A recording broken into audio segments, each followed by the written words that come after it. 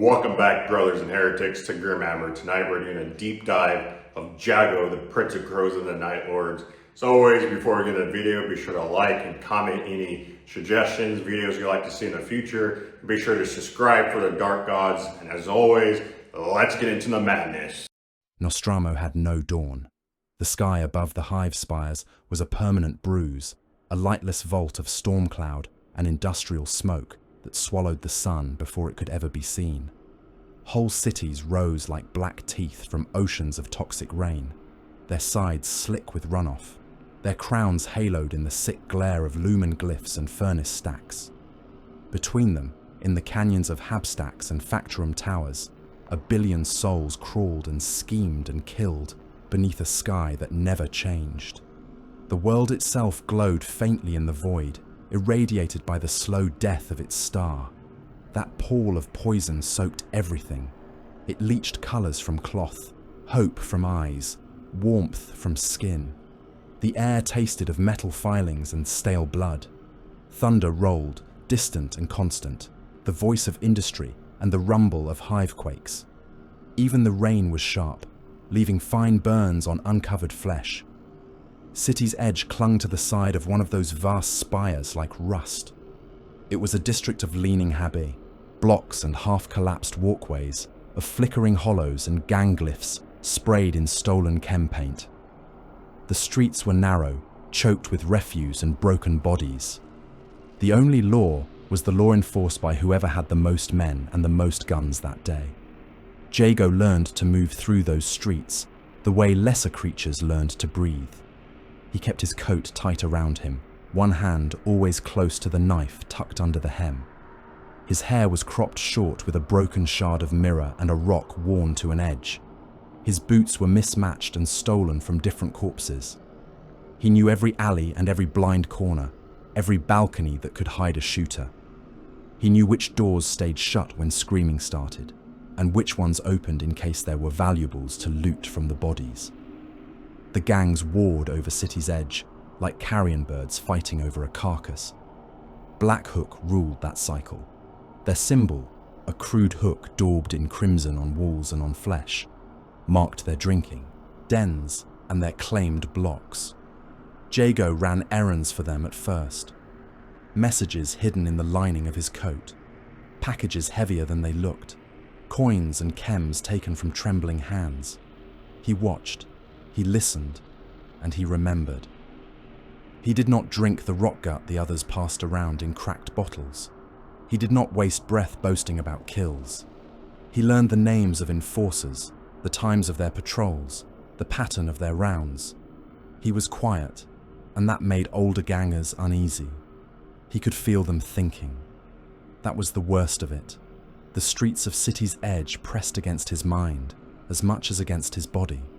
The crush of bodies in the hab corridors, the shuffling movement in the markets, the press of desperate men in gambling dens. All of it made his teeth ache. Thought bled out of them, a dull static of hunger and fear and spite. When he lay on a pallet in a shared hab cell and stared up at the stained ceiling, he could hear the men sleeping in the rooms above and below. Their dreams were muddy murmurs in his skull. When someone died, the noise sharpened for a moment, like a snapped wire, then bled away into a different kind of whisper. The dead did not stop talking. They simply moved further back. He did not understand it. He only knew that crowds meant pain, that touching another man's bare skin was like jamming his hand into a nest of razors. So he kept to the edges, kept to the shadows, and never let anyone touch him if he could help it. The first time another gang tried to take him, he saw it coming like the memory of something that had not yet happened. He was crossing one of the lower walkways that bridged two hab towers, rain hissing off the corroded metal. Black hook glyphs bled colour on the walls. Ahead, a line of broken lumen strips flickered, throwing the far end of the walkway into stuttering light and shadow. The back of Jago's neck prickled. The whispers in his head changed, sharpened from the usual background mutter to a thin blade pressed at his thoughts. He stopped. He saw very clearly the next moments unfold. A man stepping out of a doorway on the left, knife already drawn. another dropping from the pipework above, swinging a length of chain, a third rising from behind a pile of junk with a stub pistol. He could smell the oil on the pistol's slide, the fear sweat in the air, even before any of them moved. He stepped aside, as if avoiding a puddle. The man in the doorway lunged into empty air, his knife hand extended. Jago's own blade came up under the reaching arm, then flicked sideways, cutting deep across the bicep. The ganger howled and stumbled, crashing into the railing. Before he could recover, Jago drove the heel of his boot into the man's knee, heard the joint break, and left him shrieking. The chain whistled past where Jago's head had been. He dropped his weight, letting it spin harmlessly over him, and stabbed upwards twice, fast and precise. The first blow took the descending ganger in the thigh, the second at the groin, cutting ligaments and dropping the older youth like a butchered animal. The third man hesitated. Jago was already moving. He crossed the distance between them in a few long strides and grabbed the pistol wrist with his left hand, twisting hard. Bones cracked. The stub gun clattered to the floor. Jago slammed his knife into the man's mouth, driving the blade through teeth and tongue and out the back of his neck. The dead man gurgled and sagged. Jago ripped the knife free and wiped it on the corpse's coat with slow care. Rain hissed on blood. He stood in the middle of 3 ruined bodies and felt his breathing slow. His heartbeat steadied. The pain in his skull faded back to its usual dull roar. The whispers of the newly dead joined the chorus at the back of his mind, resentful and surprised. When Black Hook enforcers arrived to see what the gunshot had been, they found Jago waiting. He had stacked the bodies in a neat line, faces exposed, weapons laid out in front of them. It was not an act of reverence. It was a message. Enforcer Cord, a broad man with scars across his lips, looked at the boy and the arranged corpses. "You did this?" Cord asked. Jago nodded. They were clumsy. The enforcer studied him for a long moment, then laughed in a low, humorless rumble. "You are wasted as a runner," Cord said. "There is use for you." Use. That was all any life on Nostromo could hope for, to be used by someone stronger until the day came when one was no longer useful. Above the street level, higher up the spires, someone stronger had begun to act. The first execution Jago saw was on an old hololith unit in a dingy bar. The picture was grainy, monochrome, the angle distant. It showed the facade of a noble tower in one of the upper cities, its windows bright, its balconies crowded with revelers. Then the lights began to go out one by one, a darkness moving up the building like a stain. The image flickered. When it steadied, a shape hung from the highest balcony. A man in finery, nailed through limbs to the stone. His head was bowed. Blood darkened his clothes. Words had been carved into his flesh, but the resolution was too poor to read them. Only the fear on the faces of the nobles below was clear, and the way they cringed from the sight. A figure moved above the corpse, a shadow darker than the night around it. For an instant, a flash of lightning from the ruined sky caught on pale flesh and ragged armor. Eyes like twin shards of void fire seemed to stare through the screen and into every soul that watched. The hololith cut out. "Night Haunter," someone whispered in the bar. The name passed down through City's Edge like plague. More images followed, more bodies. Judges hung from courthouse rafters, guildmasters crucified on traffic pylons, arbitrators flayed and left in their own cells. The killings were not random. Every corpse was someone who had held power. Every message that dripped from their ruined bodies was a condemnation written in blood. Jago watched as often as he could. He felt something like recognition, an echo in his own marrow.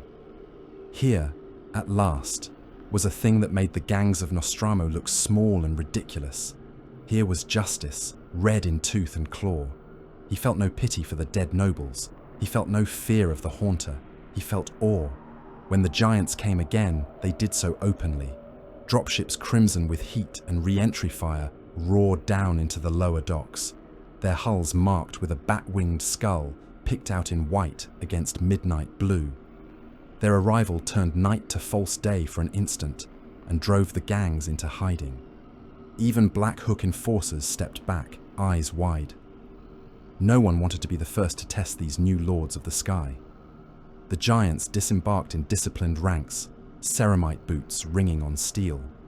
Their armor drank the light, edged in paler lightning that traced jagged paths over pauldrons and greaves. Their helms were crafted to look like leering skulls, fanged and horned, vox grills promising nothing but static and screams. The first time one of them stood in front of Jago, he felt small in a way he never had before.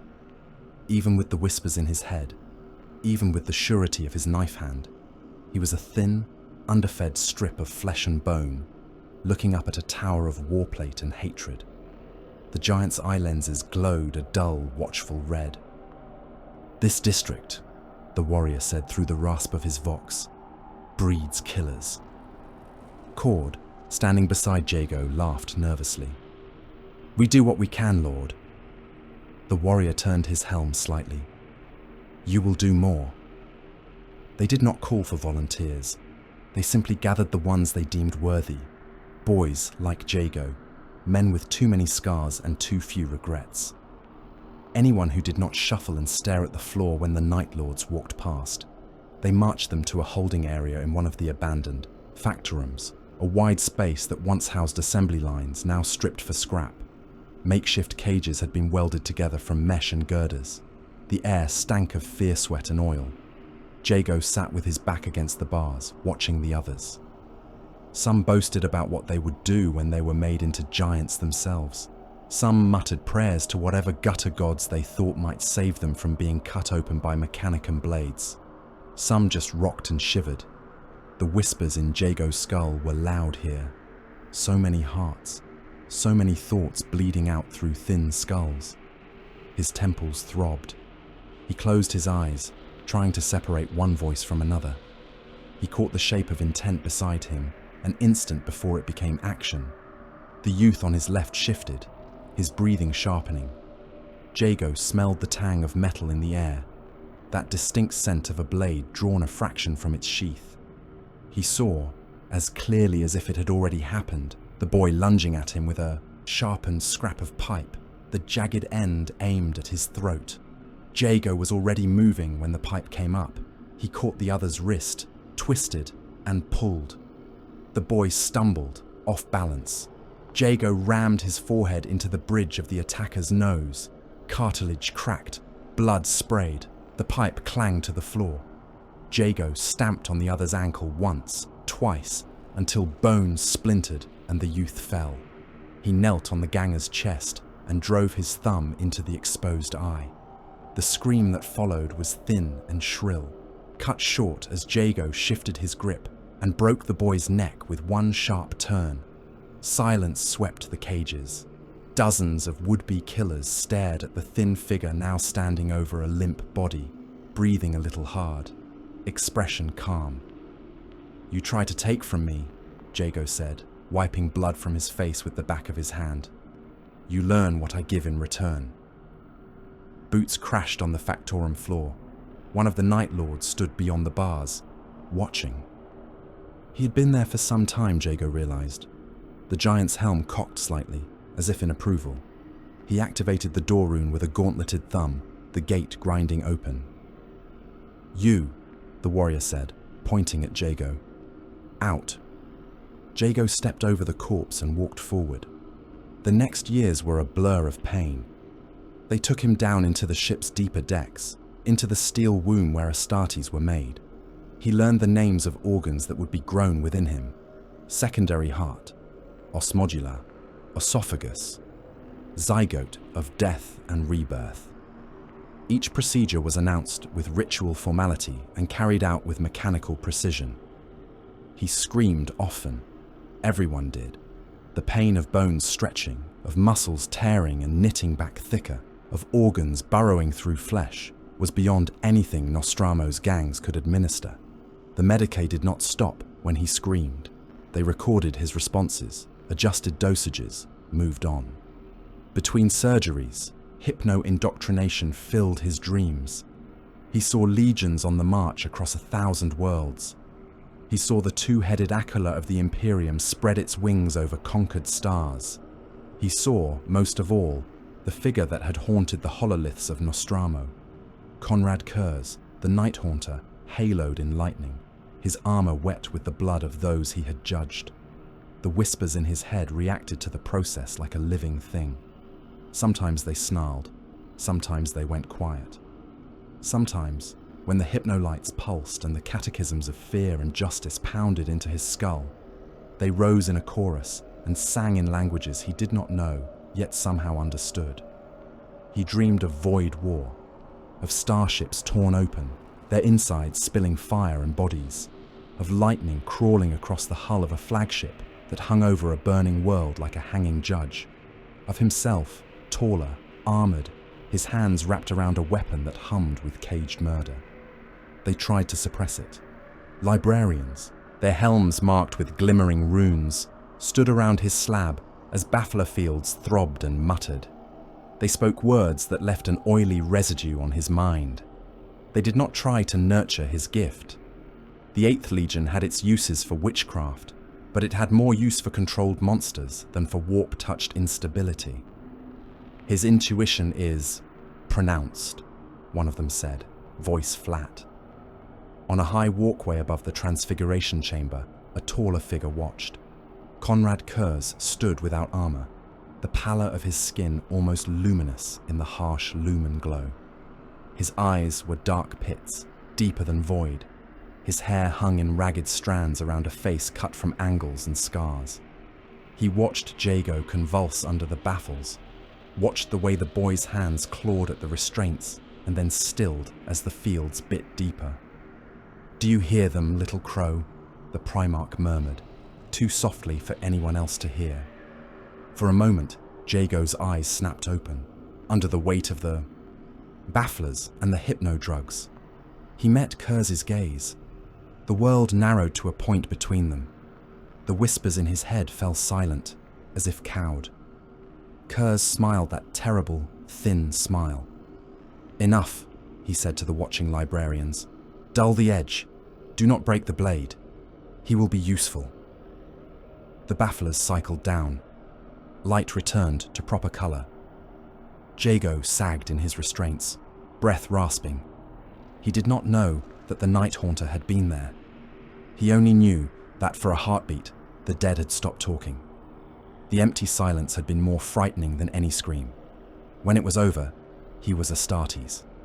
He awoke one cycle in an arming cell instead of on a slab. The walls were bare metal, marked with the sigil of the 8th Legion.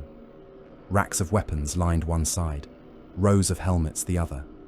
In the center of the room waited a suit of armor, mounted on a stand, cables running from it into the floor.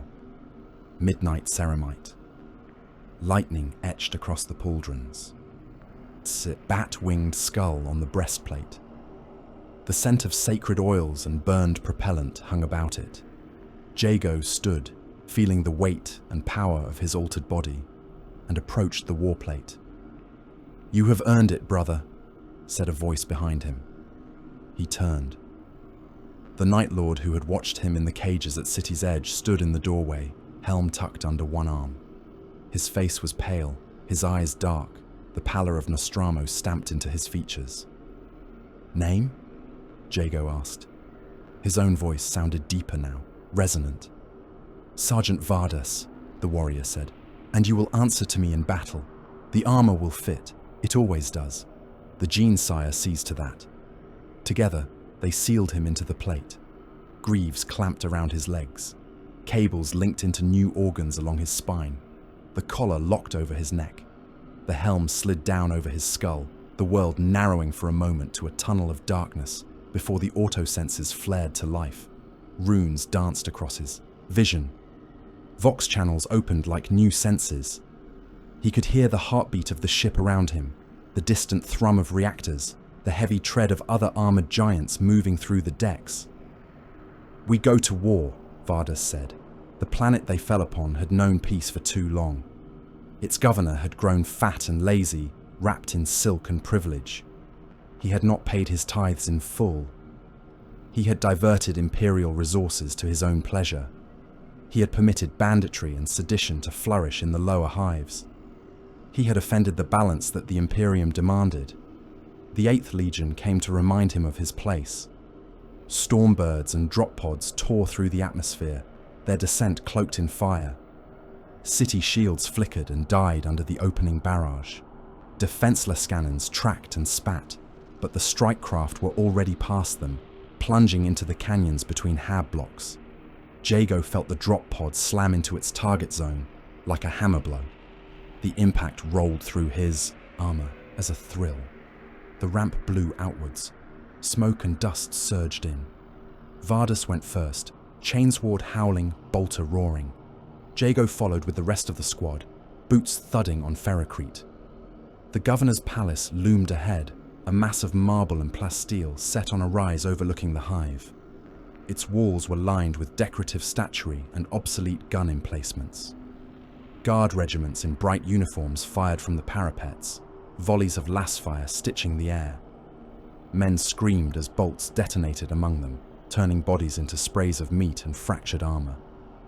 Jago moved like the storm that had given his legion its name. He saw the lines of fire a moment before they came. He read the panic in the eyes of the defenders before they broke. He led his brothers along paths of least resistance, his instincts sharpening their already lethal training. They punched through the main gate in a tide of ceramite and blood. The interior of the palace was all gaudy luxury, gilded. Pillars, frescoes of imperial saints, marble panels inlaid with gold. The Night Lords ruined it as they passed, bolter fire and chain blades carving new patterns into the decor. At the heart of the palace, in a throne room lined with banners, the governor waited. He was dressed in formal robes, heavy with medals, flanked by a few last loyal bodyguards with drawn power blades. He tried to speak as Jago and Vardis approached. Something about misunderstanding, about loyalty to Terra. His voice shook. Sweat beaded on his forehead. "Which one of you?" he began. "Silence," Vardis said. He reached up and tore down one of the palace's hololith projectors, dragging its cable over to the throne dais. With a few vicious adjustments, he forced the device to face the seat. The hololith flickered, then steadied, broadcasting to every shrine, every hab block, every tavern in the hive. The governor's image loomed over his own palace, multiplied across the city. Vardis turned to Jago. "First compliance," he said. "Make it instructive." Jago stepped up onto the dais. The whispers in his head were very quiet now, as if waiting. He took the governor by the hair and dragged him from his throne, ignoring the man's struggles. A bodyguard lunged. Jago shot him in the chest without looking, the bolt round slamming the man back in a spray of shredded armor and red mist. The remaining guards hesitated, and Vardis' squad cut them down in a storm of fire. Jago dragged the governor to the rampart, where the palace opened onto a balcony overlooking the city. The hololith captured every movement. The people below watched, tiny faces turned up. "You have failed," Jago said, his voice carried by Vox and hololith to every corner of the hive. "You have failed the Imperium. You have failed your people. You have failed us." The governor sobbed, begging. To Jago, his words were noise. He heard instead the rustle of thousands of minds reacting, the sudden spike of fear that radiated out through the hive like heat from a fresh wound. Fear, pure and sharp, better than any prayer. He hoisted the governor onto the rampart and drove a bayonet through the man's wrists, pinning him there. Another through the ankles. The man shrieked. Jago's gauntlet clamped over his mouth, turning the sound into a muffled whine. "Look," Jago said, forcing the governor to face the city as his life spilled out of him. "See what you have ruled. See who will remember you." He stepped back as the man sagged. Blood ran down the white stone of the rampart, raining in slow drops on the courtyard far below. The hololith showed it all. No edits, no mercy. When the governor finally went still, Jago turned away and looked down into the city's depths. He could feel them watching. He could feel the fear settle, heavy and suffocating, over every district. He smiled behind his helm. Later, back aboard the flagship, in the cold heart of the Strategium, Conrad Kurz stood over a hololithic representation of the conquered world. Light washed over his gaunt features, carving them into sharper planes. "The governor begged for salvation," one of the captains said, voice respectful. "He offered to triple the tithes." Kurz barely seemed to hear him. His gaze flicked to one side, to where Jago stood in the shadow of a sensor column, helm clipped to his belt, pale face calm. "You executed him on open cast," the Primarch said. "Yes, my lord," Jago replied. "Why?" Jago met his Genesire's eyes and did not look away. "Because fear travels faster than orders," he said. "His death will teach more than any writ from Terra. They will remember his shrieking. They will remember that we came in the night, and we showed them what happens to those who fail." For a moment, there was silence in the Strategium. The other captains watched, waiting to see if boldness would be punished. Then Kurz's lips twitched. "The boy understands the currency of terror," he said, almost to himself. "Good." He turned back to the hololith. "Mark him for advancement," the Night Haunter said. "This one thinks as we do. In time, he will teach others how to make the dark itself an ally." In the quiet that followed, the dead in Jago's head whispered approval. The Great Crusade burned. It spread from the throne world like a slow, relentless fire, its edge marked in the ink of compliance reports and casualty tallies, in worlds renamed and cultures broken on the wheel of the Imperium. Armies crossed the stars in their millions. Battle fleets the size of continents drifted through the night like predatory shoals. Each world they touched was judged, weighed, and found loyal or wanting. For the 8th Legion, there was never any question of liberating anything. They did not arrive with banners and speeches. They came in the dark, with weapons ready, and they treated every defiance as a wound to be cauterized. Jago stood in the Strategium of the flagship, watching a sector die in miniature. The hololithic projectors painted the air with floating spheres, each one a world. Color codes pulsed across them, glyphs denoting compliance, resistance, or the more honest label of extermination. Thin lines showed void routes between them. Some of those lines burned, turning from pale blue to angry red, as the 8th Legion severed them with fire. "Second wave of executions on Hecaton complete," intoned a mortal officer at one of the data lecterns. His voice shook, but the fear was buried under a layer of drilled professionalism. The 8th did not tolerate weakness in those who served them. Projected reduction in organized resistance at 60%. Jago watched a series of figures scroll past on a side screen and then flicked his eyes towards the world glyph. It was a swollen hive world, ringed with gun platforms and orbital docks. Its atmosphere was already banded with ash. Storms crawled over its surface like bruises. "Not enough," he said. The officer hesitated. "First Captain, the prison blocks are at capacity. We have executed—" "Not enough," Jago repeated more softly. "The governors will still believe this is a temporary horror. They will tell themselves that after the killing stops, they can rebuild what they had. We are not here to give them that comfort." He reached out and touched a control room.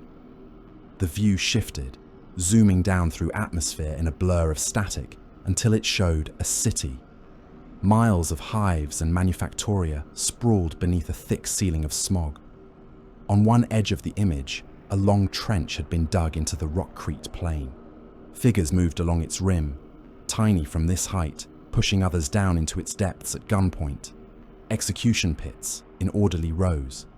"Expand the program," Jago said. "Every 10th family, every 10th worker on every shift. Random, visible. Fill the pits until their minds break." The officer swallowed.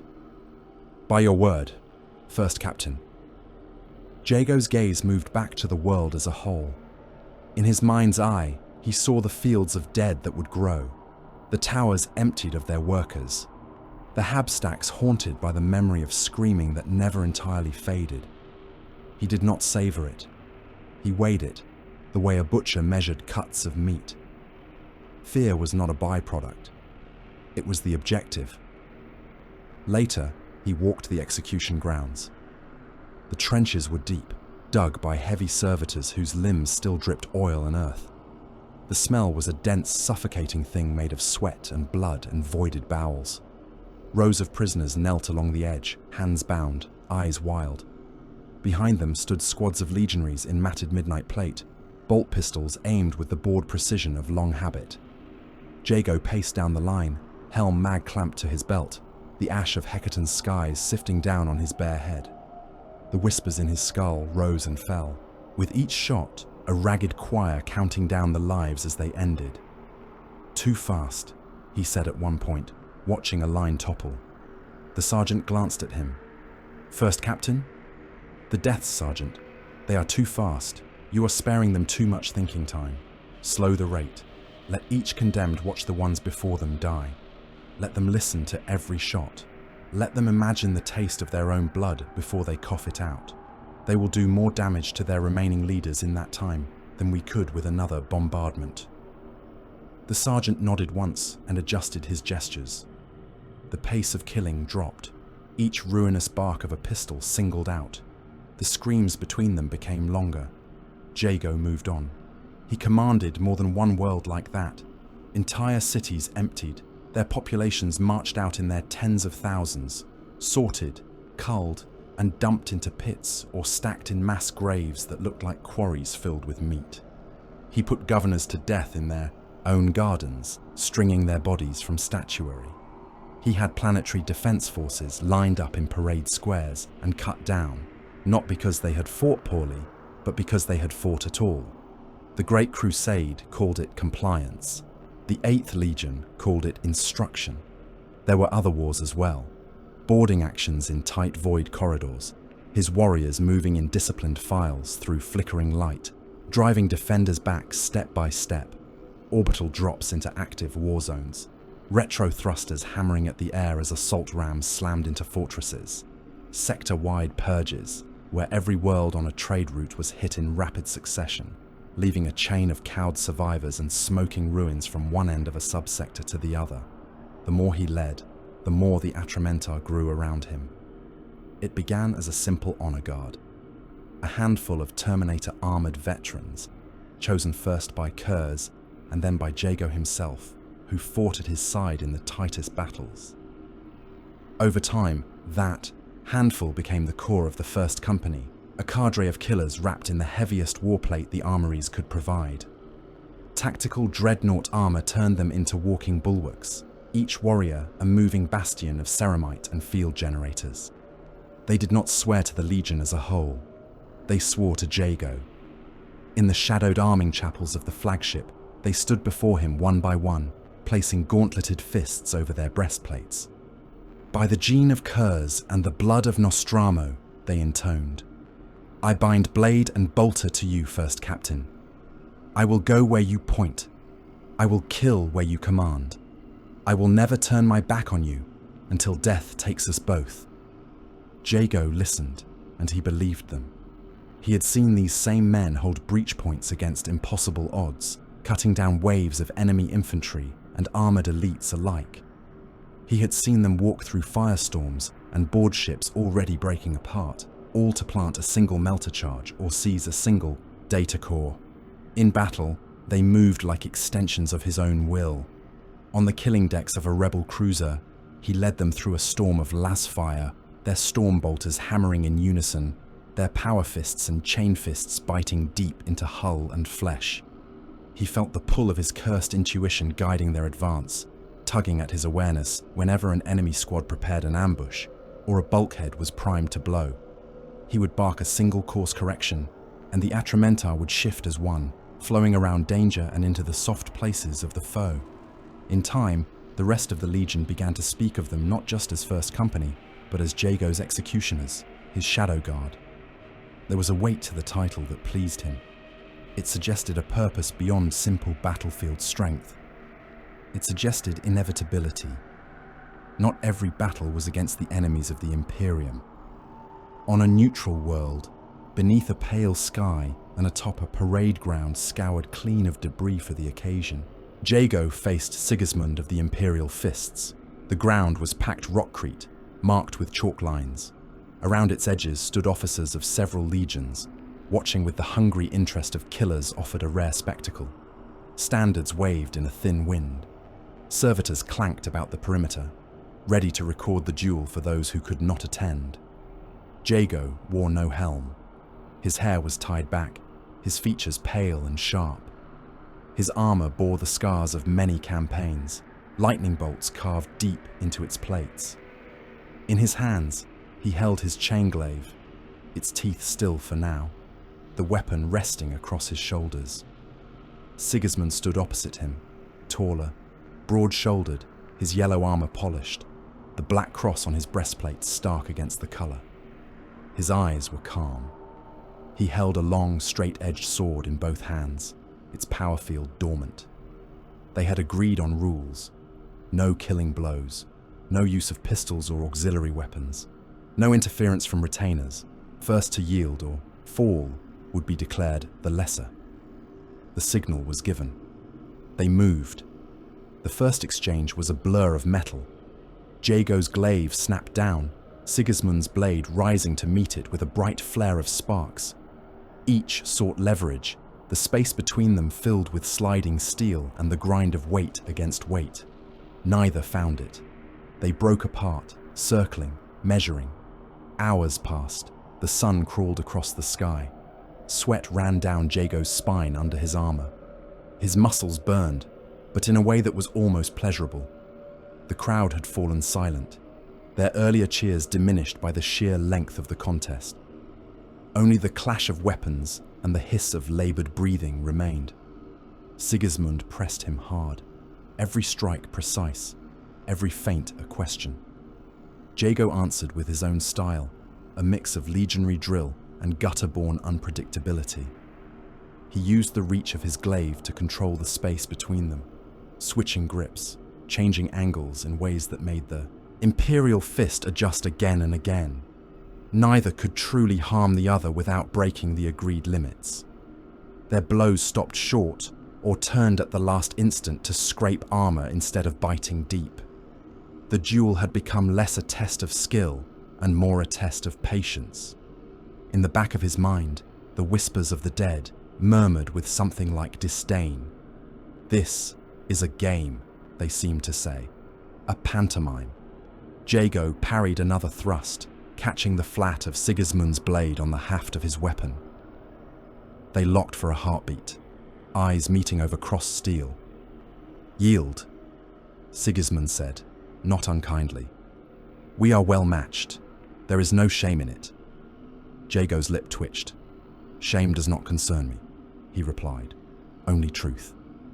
He drew in breath, and then he stepped forward as if to push Sigismund back. Instead, he drove his forehead into the Imperial Fist's face. The impact sounded like a hammer hitting a helm. Sigismund staggered, his grip loosening. Blood burst from his nose. Gasps and angry shouts rose from the watching officers. Jago stepped back, lowering his weapon, and let the point of the glaive rest on the ground. "I forfeit," he said blandly. The arbiters of the duel conferred, their expressions outraged. The Imperial fists bristled, hands going to weapon hilts. The Night Lords present laughed quietly, some shaking their heads. Jago ignored them all. He looked at Sigismund, who wiped blood from his mouth and met the Night Lord's eyes with a mixture of fury and reluctant amusement. "You are a dishonorable bastard, Sevatar," Sigismund said. "Yes," Jago agreed. "It helps that I never pretended otherwise." That night, in the quiet of a vaulted observation chamber aboard the flagship, Jago found his Primarch waiting. Conrad Kersey stood with his back to the door, looking out at the stars through the armored glass.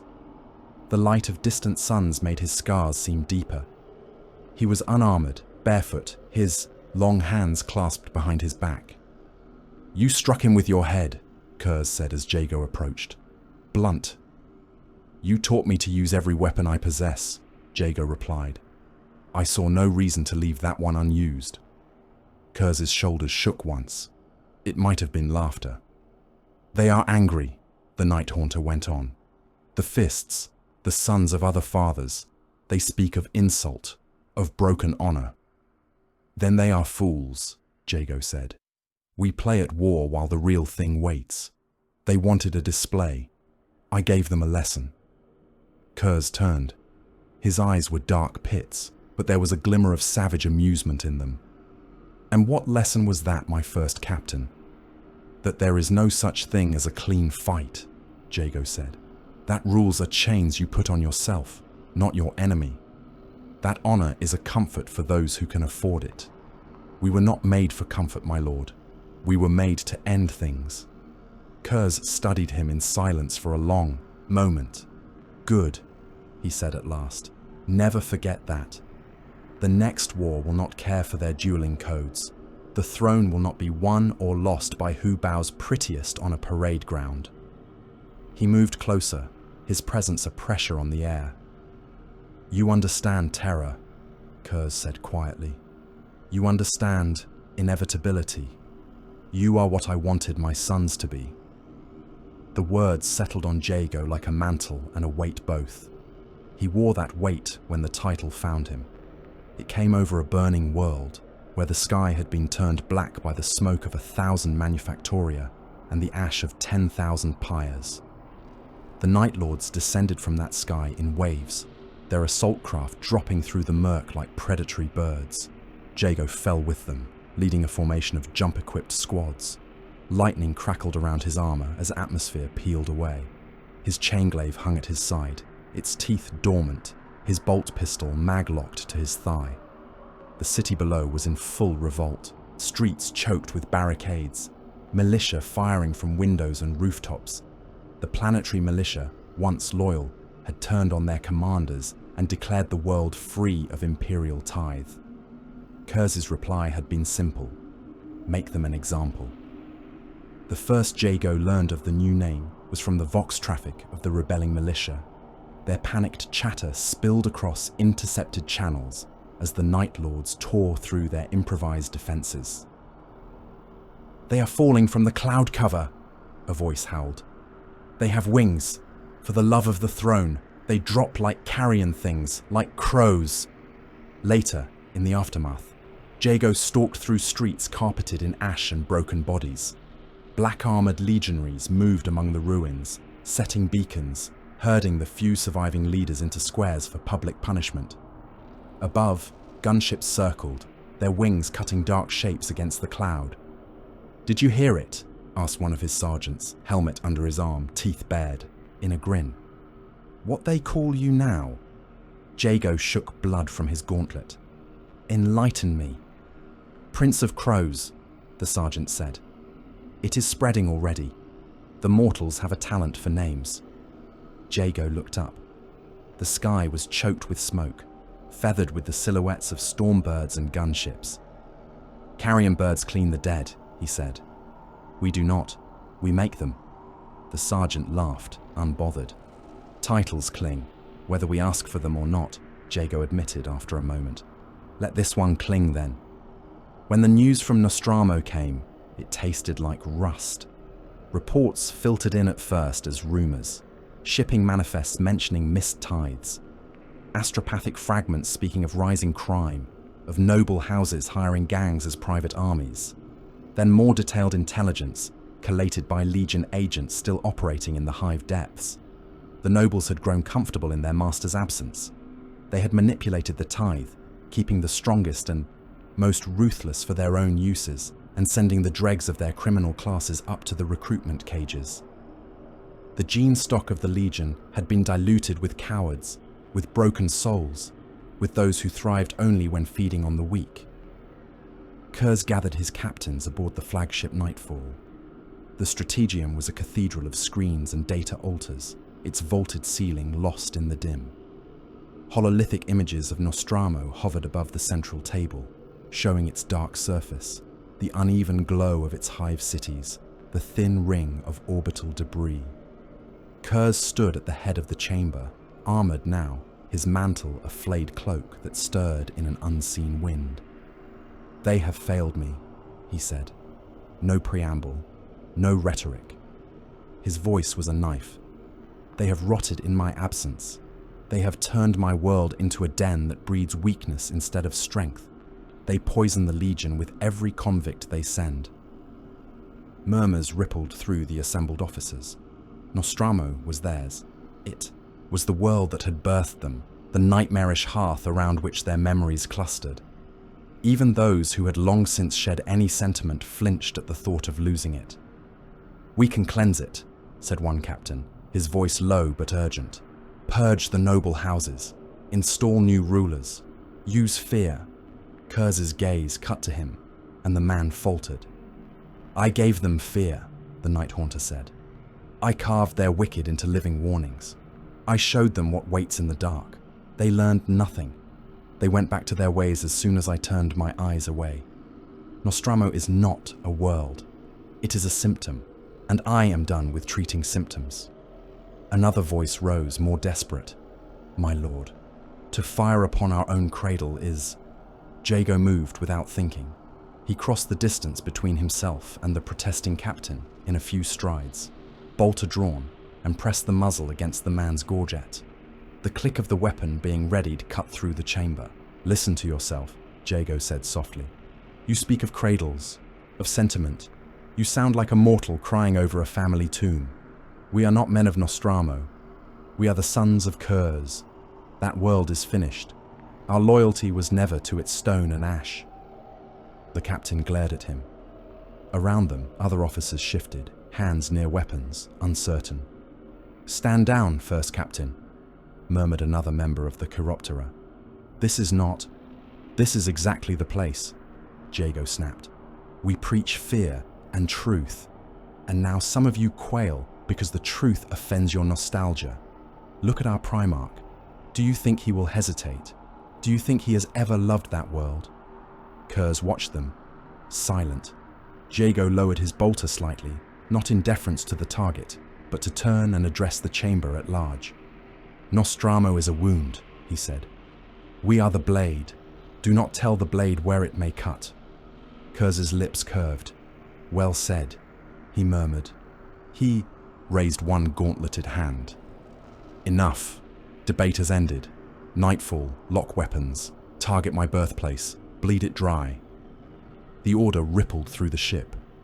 Macro cannon crews hustled into position, chanting firing litanies. Lance batteries powered up, their emitters glowing with contained sunfire. In the strategium, hololithic representations of the weapons arced into alignment, crimson targeting sigils blooming over Nostromo's curvature. Jago stood beside his Primarch and watched his world die. The first salvo fell like judgment. Macro shells the size of hab blocks slammed into the hive cities, punching down through spires and into the crust. Fire blossomed, flowers of incandescent rage blooming over the dark landscape. Lance strikes followed, spearing deep, their white beams carving paths into the planet's core. On the hololith, cracks spider-webbed across Nostromo's image. Whole city continents buckled and slid, their foundations shattered. Atmosphere vented into space, through new wounds, carrying with it the frozen remnants of those too slow to escape. The thin ring of orbital docks and debris glowed as fragments were hurled outward. No screams reached the strategium, only data, temperature spikes, population estimates dropping into the unknowable, structural reports marking every major hive as a lost asset. Kurz watched, eyes wide, their dark depths reflecting the dying world. "Do you regret it?" Jago asked quietly. Kurz's head tilted, as if the question were interesting in an unexpected way. "I do not know the word," he said. Jago nodded. "Good, neither do I." When the bombardment ended, Nostromo was a fractured ember, its surface a patchwork of magma and shattered crust. It would never sustain life again. The 8th Legion had severed its last tie to anything that could be called a home. Jago took the absence and turned it into doctrine. With no world to claim them, the Night Lords were only their methods. He codified those methods, scratching them into data slates and preaching them to captains and sergeants alike. Strike where the enemy sleeps, not where he fights.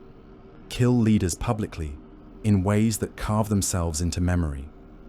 create tableau of punishment. Bodies arranged in symbols, executions staged in the most sacred or comfortable places of the foe. Target infrastructure that civilians depend on before engaging armies. Make it so that when your Vox call sign appears on a frequency, whole populations feel their guts freeze. He formalized the use of staged atrocities, not as moments of undisciplined excess, but as calculated blows. A dozen hanged officials on a city gate could shatter resistance more effectively than a regiment-level bombardment. A governor's heir executed in front of a cheering crowd that then realized the cheering had been orchestrated under threat could poison loyalty for generations. He did not outlaw simple butchery. There was always a place for blood, but he insisted that every drop serve a purpose beyond the immediate. If a squad indulged in excess that gained nothing, he punished them publicly, using their own methods against them. "We are not rabid beasts," he told his gathered officers in a shadowed hall, his voice echoing off steel and bone. "We are the nightmare that keeps beasts in their dens. Do not waste terror. Shape it." In time, the 8th became synonymous, not just with cruelty, but with a cold, precise terror that broke worlds before battle was joined. Other legions might take pride in conquering a foe at its height. The Night Lords preferred their enemies already hollowed out, their courage eaten away from within. Recognition followed. In a war council aboard Nightfall, beneath the flickering light of a star map that showed the Imperium's claw marks stretching ever further, Kurz spoke before a gathering of his most senior officers and mortal commanders. Names from other legions were present as well, envoys and liaisons whose fathers wanted to know what the sons of Nostramo planned. "You know him," Kurz said, gesturing towards Jago, who stood at the edge of the dais. "You have heard the names they give him. You have seen the worlds he has broken for us, the sectors he has turned into graveyards to make a point." Murmurs moved through the chamber. Prince of Crows, First Captain, Murder Lord. The titles had multiplied, some spoken in awe, some in anger. "He speaks with my voice when I am not present," Kurz went on. "He orders the Atramentar. He shapes the legion's hand. When the other legions name their foremost killers, it is his name they speak beside theirs." Abaddon of the First, the War Master's favoured son. Eidolon of the Third, whose excesses were legend even among the decadents. Kharn of the 12th, who treated battle as a sacrament of slaughter. Corswin of the 1st Legion, Blade of the Lion. And Jago Sevatarion of the 8th, who made the dark itself. An ally. Kurz stepped closer to him. They stood almost touching, the Primarch taller, his presence looming like a storm. "You are my equerry," Kurz said, his voice carrying through the chamber. "You are my first captain.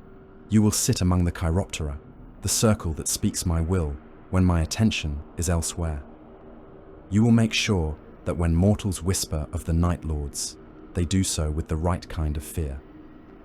Jago bowed his head, not in humility, but in acknowledgement of weight accepted. "As you command, my lord," he said.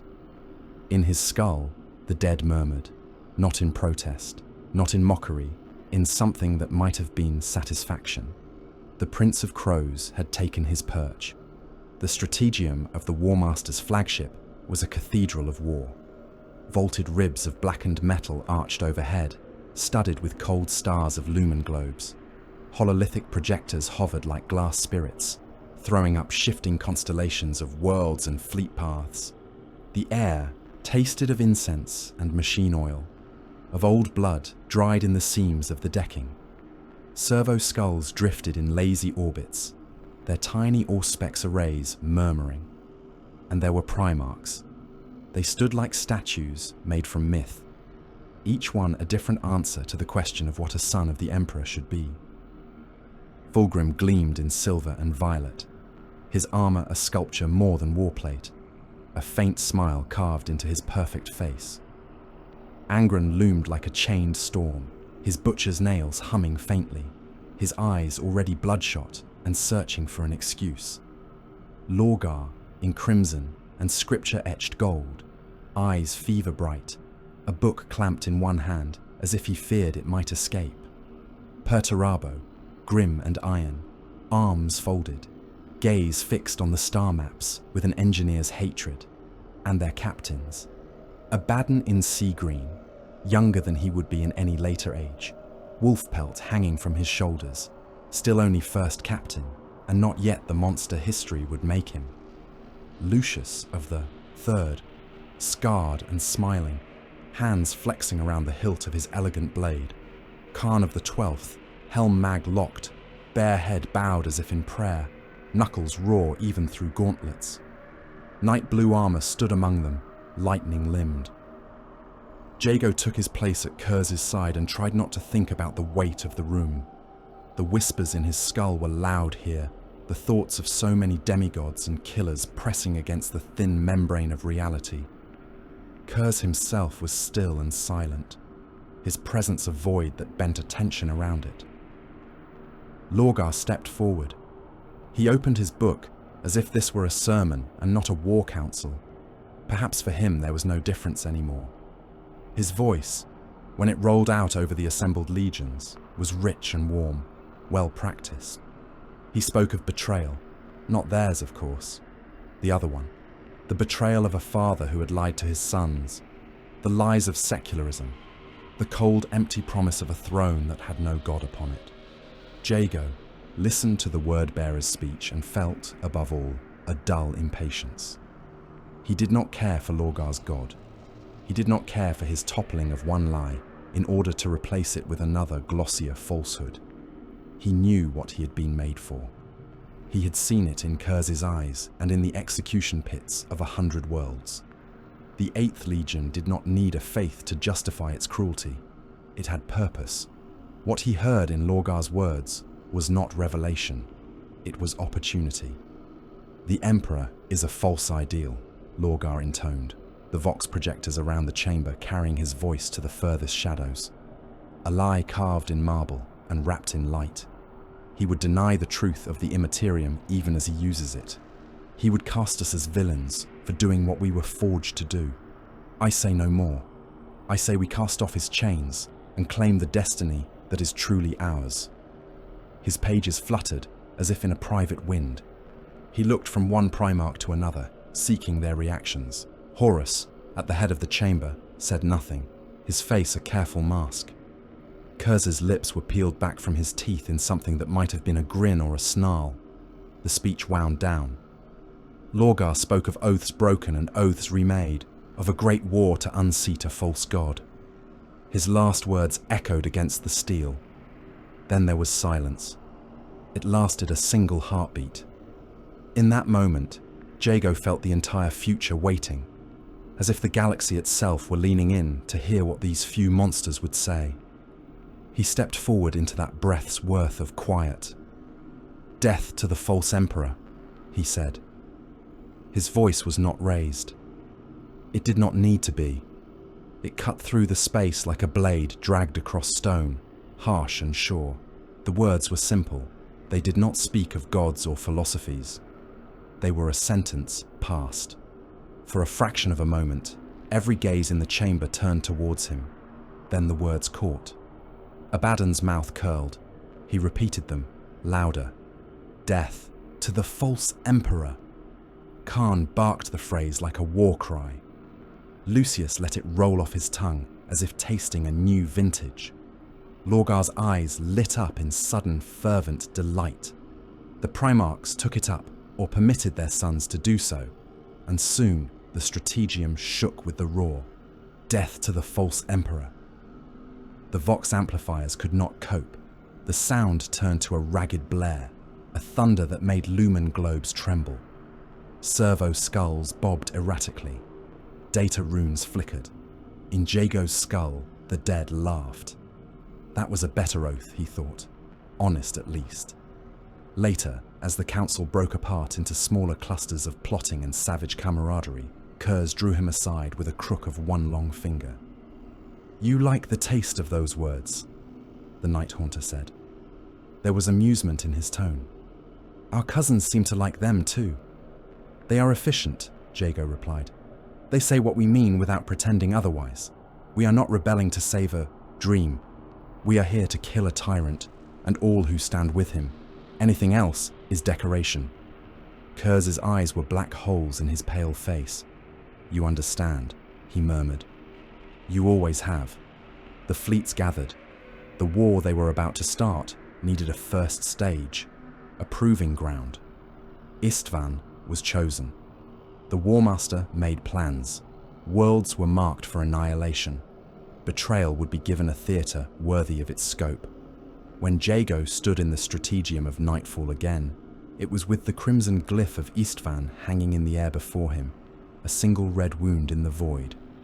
Around it, marker runes denoted orbital defences, landing sites, known loyalist positions. The Urgal Depression was a shadowed bowl of ash and rock, a killing ground waiting for actors.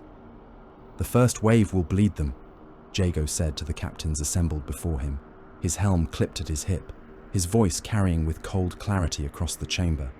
Our brothers in the 4th and 17th will hammer their fortifications. The 19th and 18th will cling to them like drowning men. The surface will become a charnel pit. The loyalists will think that salvation lies in the second wave. He let that hang there. Lightning flickered on his armor as the warship's systems thrummed. The second wave is us, he went on. We will come down on lines marked as friendly. We will bear the colors of brothers. We will let them hail us and beg us and thank us. A low, ugly chuckle rose from some of the officers. Others simply watched him, their eyes the only living things visible in skull helms. And when the time is right, Jago said, we will show them why they should have feared us more than the enemy they were already fighting. This will not be a battle. This will be a lesson written in Legion blood. He tapped a control rune, and the display shifted, showing projected placements of Night Lord's companies among the second wave. Reserve, lines, relief formations, spearheads. We will use their hope as our weapon, he said. We will make their last feeling before the bolt hits be betrayal, not courage. Remember that when you sight across your barrels. We are not merely killing them, we are forging a myth. The approach to Istvan was uneventful in the way of void transits. Hours spent in the cloying unreality of the warp, the ship's hull complaining in subsonic groans, blinking into the empty space beyond the system's edge, the slow burn towards their target, the measured checklists of war. Jago walked the decks, moving among his warriors. In one arming chapel, he found the Atramentar checking the seals on their terminator plate, servo clamps whining as they tested the lock of pauldrons and the flex of gauntlets. Chain fists idled, their teeth clicking. Storm bolters were loaded with fresh magazines blessed in blood and oil. Lord, one of them said, inclining his helm. Brothers, Jago answered. When the signal comes, we will fall into the hearts of those who once called us kin. They will know your faces. Some may have fought beside you. Do not falter. If anything, strike harder. They deserve the respect of a clean, efficient death. Our respect has sharp edges, another Atramentar rumbled. As it should, Jago said. The planet grew in Nightfall's viewing ports, a scarred sphere cloaked in ash clouds. From orbit, he could see the faint glimmers of surface fires, the outlines of fortifications along the Urgal Depression. Vox traffic whispered through the ship, encrypted and layered, carrying the stressed voices of loyalist commanders trying to hold back the inevitable. When the drop came, it came fast. The second wave blasted through atmosphere in a storm of flares, heat shields glowing. Thunderhawks and drop pods screamed down in formation, streaking contrails across the murk. Their descent paths were plotted to intersect retreating loyalist forces, reinforcing lines that had already begun to buckle. On the ashen slopes of the Urgal Depression, the air was a haze of smoke and dust. The ground was churned into a paste of burned soil and slag. Bodies lay everywhere, armor in all colors, shredded and blackened. The sky above was clogged with clouds lit by fire and the distant flash of orbital strikes. The Night Lords landed in perfect order. Ramparts of ceramite unfolded, squads deployed with disciplined precision, forming ranks alongside the arriving formations of other traitor legions. Iron warriors with their hazard stripes and utilitarian brutality. Word-bearers with their scripture-scarred plate. The smoky violet of the Emperor's children, blemishless amid the ruin. Across the bowl of the depression, the Salamanders and Raven Guard were in retreat. They fell back in ragged formations, armor scorched, banners torn, vox nets choked with overlapping pleas and reports. The Salamanders moved more slowly, weighted by their wounded, refusing to abandon brothers even when it cost them ground. The Raven Guard were shadows, flickering from cover to cover, their numbers already thinned to a fraction of their strength. They saw the second wave, and hope surged.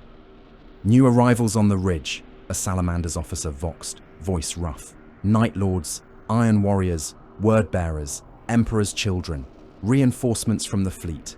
Emperor be praised." "Second wave, this is the 19th, crackled another channel, Corax's sons reaching out. "Friendly identification codes incoming. We are falling back on your positions. Repeat, falling back on your lines. Acknowledge." Jago listened to the traffic with a faint smile behind his helm. He stood at the front of his formation. Changlev held butt down, tip of the blade resting in the ash. His helm's lenses tracked the battered loyalists as they drew closer, their armor marked by soot and exhaustion. Static hissed over his vox. He did not answer their calls. Beside him, other Night Lords stood in silence, their faceplates as unreadable as death masks. "Should we respond?" asked one of his captains over the short-range command channel. "Yes," Jago said. "On my mark." He waited. The Loyalists crested the last low ridge, running towards the apparent safety of the second wave's lines. They slowed as they took in the sight of rank upon rank of legionaries standing in eerie stillness, bolters held ready, eyes glittering behind expressionless helms. "Second wave," someone voxed, confusion slipping into his tone. "Why are your weapons?" "Now," Jago said. His next words were quiet, carried only on command channels. "Open fire." The Night Lords fired as one. Bolts shrieked across the depression, mass reactive shells slamming into exhausted Salamanders and Raven Guard at point-blank range. Men who had just escaped the slaughter of the first wave were torn apart in an instant. Their armor half melted and already weakened, their bodies unable to withstand the onslaught. Loyalist formations shattered, taken from behind by the very warriors they had been trying to reach. Vox nets filled with panicked cries. "Night Lords, what are you doing? Cease fire!" "Friendly lines, check your targets. No, no, no, Emperor, preserve us, they are..." The Atramenta fell like dark stars. Teleport flares strobed among the Loyalist ranks, crackling spheres of light that burst to reveal Terminator-armored Night Lords already swinging. Chain fists carved through ceramite and bone. Storm bolters hammered in relentless rhythm, each twin-linked barrel coughing death. In that close press, there was no room for maneuver, no space to bring heavy weapons to bear. It was slaughter. Jago walked forward through the chaos, his glaive's teeth roaring as he swung it in wide arcs. A Raven Guard tried to bring his bolter up. Jago's blade took the weapon and the arms holding it, sending both spinning away. A Salamander in scorched green plate charged him, hammer raised. Jago stepped inside the arc and rammed the butt of his glaive into the warrior's throat. This was not battle as he had known it before. There was no flanking, no careful shaping of morale.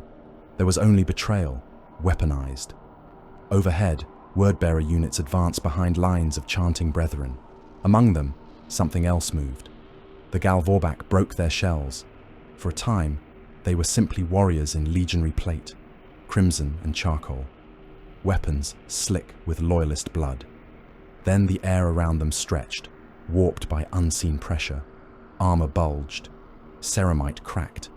Flesh beneath it twisted in ways no human anatomy should permit. Limbs elongated or split. fingers becoming talons, helms warping into snarling muzzles or featureless masks of bone. Warp light crawled over them. Voices not their own spilled from their throats, layered and hungry. Loyalists who had survived the first betrayal recoiled at the sight. Even some traitors flinched. The word-bearers exulted, chanting in a tongue that made Jago's teeth ache. Lorgar's pets threw themselves into the melee with black enthusiasm, tearing apart what little resistance remained with a violence that felt personal in a way the Night Lords found almost vulgar. Jago watched one Gal Vorbak warrior seize a salamander and tear him in half with bare hands, flinging the remains aside as if they were rubbish. He saw mouths open where no mouths should be, biting through armor and flesh alike. He heard laughter that was not human. He felt no awe. To his senses, the possessed were rancid. They smelled wrong, a psychic stink that made the whispers in his head curl back in disgust. These were not warriors made more pure by faith. They were hosts, meat puppets dancing for something that saw them as convenient disguises. "So, this is what your gods offer," he muttered. The enemy died. The Urgal Depression became a monument to Legion infighting, its ground layered with the bodies of sons of the Emperor, murdered by their own kin. When at last the shooting slowed and the screams faded to groans, the ash began to settle again. As the smoke thinned, Argel Tal came to him. The word-bearer champion was marked by what he carried inside him, even when he wore his helm, the aura of wrongness around him thicker than around other Gal Vorbak. He approached in measured steps, his armor stained and cracked, demonic glyphs crawling faintly along its surface. "Sevatar," Argel Tal said, his helm vox giving his voice an echoing quality. "You fought well." Jago removed his own helm, letting the ruinous air touch his pale face. His hair was matted with sweat and dust. His eyes were cold. "You have something on your plate," he said. Argel Tal tilted his head. "Do I?" "Filth," Jago said, and spat at the ground between them. There was a shifting in the air, a sense of watchful displeasure from the thing riding in the word-bearer's skin. Argel Tal's gauntlets flexed. "You judge us?" the possessed captain asked quietly. "You, whose legion has always reveled in terror." "I judge what I see," Jago said. "I see warriors who used to be my brothers becoming puppets for things that whisper in the walls of reality. I see you letting those things wear your flesh and borrow your tongues. Whatever else I am, Argel Tal, I am still my own." Argel Tal's helm lenses burned. For a long moment, it seemed as if the demonic thing might take offense enough to lash out. Jago stood his ground, glaive tip resting in the ash, his stance comfortable. Then the word-bearer laughed softly. "We will see whether your pride survives the long war," Argel Tal said. "All of us make bargains, Sevatar. Some of us are simply more honest about the cost." He turned and walked away. The wrongness walked with him. When night fell over Istvan, it was as black as Nostramo. The ash clouds choked what remained of the light. Flashes on the horizon marked the continued mopping up of loyalist pockets. The air was thick with the stink of burned propellant, blood, and the ozone tang of discharged energy weapons. Jago did not sleep. He spent the dark hours directing the arrangement of the dead. He stood on a rise overlooking the depression and pointed, sending squads of legionaries to work. Loyalist corpses were dragged from the heaps and stripped of weapons. Some were hung from makeshift scaffolds, crucified in their colors along the approaches to the battlefield. Others were flayed, their skins stretched into banners that fluttered in the poisonous breeze, their legion symbols still visible in the tatters. Helmets were stacked in pyramids, the colors of different legions intermingled. Bolter shells were used to pin down written messages on the chests of officers, words carved in low Gothic with knives. Traitor, son, brother. Then crossed out and replaced with single, brutal terms. Example. Lesson. "Why?" one of his sergeants asked at one point, gesturing to a line of Raven Guard hung from a shattered wall. "They are beaten. No one left to scare here."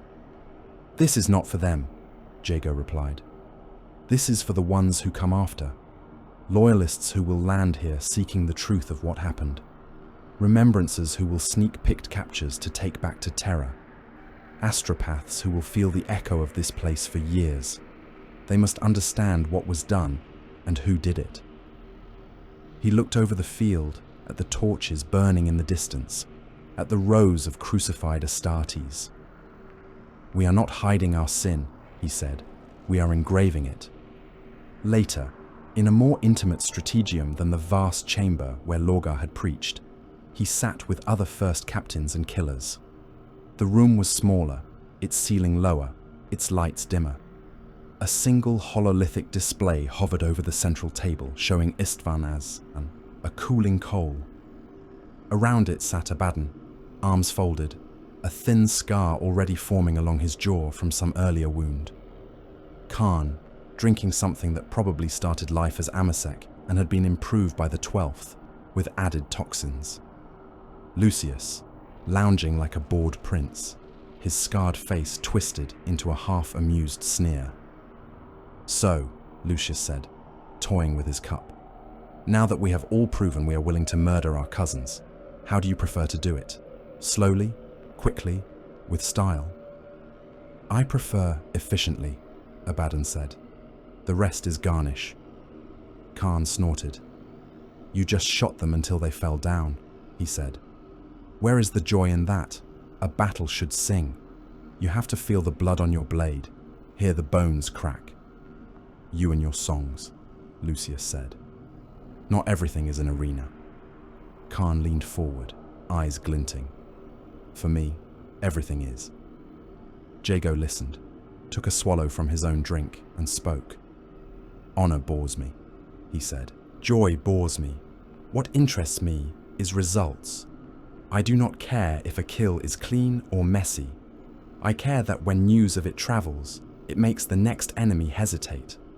When I cut down a man, I am also cutting into the morale of those who might have fought beside him. Abaddon tilted his head. You see war as theatre. Jago shook his head. Theatre is false. This is more honest. We are telling truths in the only language that matters. Pain, fear, loss. Terror is not just a tactic. It is a currency. Honor spends poorly. Terror buys you worlds. Lucius raised a brow. And what happens when you have no more enemies to frighten? Will you turn on each other then, simply to keep the fear sharp? If it keeps us alive longer than them, Jago said. Yes. I am not sentimental, cousin. I will use whatever I must, against the Imperium, against the Xenos, against you, if it serves the long war. Khan laughed, delighted. Abaddon's expression barely changed, but there was a glimmer of respect in his eyes. You are honest about your monstrosity, the first captain of the Sons of Horus said. I can appreciate that. News spread through the traitor fleets in the days after Istvan. Lists of dead, lists of missing, lists of those seen fighting to the last against brothers they had once drunk with. It washed through the ships like a tide, leaving altered men in its wake. For Kurz and his sons, there was no going back. They had never truly expected there would be. The Emperor had always feared them. Now he had cause. In a private strategium aboard Nightfall, Kurz and Jago stood alone before a map of the galaxy. Lines of light traced known warp routes. Symbols marked the deployment zones of loyalist and traitor forces alike. A dozen sectors pulsed with active conflict. One region, on the eastern edge of the mapped Imperium, glowed more softly, its worlds dense and populous, its routes strategic. The Thramas sector, Jago said. Rich, connected, loyal. For now, Kurz said. He reached up with one long finger and dragged it across the cluster, smearing the light as if wiping away ink. The hololith reacted, displays changing, casualty projections scrolling in miniature glyphs. The First Legion moves there, Kurz went on. Lionel Johnson is dutiful. He will go where the War Master points him. They think to use the Sons of the Lion to hold that flank. We will tear it off, Jago said. Kurz's lips split in that corpse smile. Yes, he said. Go to 100 worlds. Make them howl. Make the very name of the 8th Legion enough to empty cities. The first will come to stop you. When they do, we will bleed them. Jago studied the map.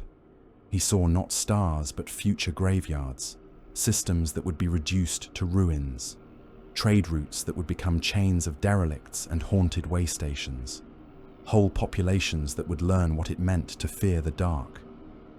We will give them a shadow war, he said. We will be the thing at the edge of every sensor readout, the nightmare behind every astropath's vision.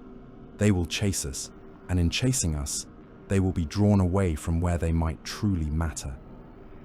Kurz laid his hand on Jago's shoulder, fingers light but cold as the void. This is why I made you my first captain, the Night Haunter said. You see the straight line to the throat. In the end, Jago replied, everything is just preparation for the cut. The fleets began to shift, vectors changing as the War Master's great design unfolded. Some drove towards Terra, some towards other loyalist bastions. Nightfall and her sisters turned their prows towards the eastern fringe, engines burning with murderous intent.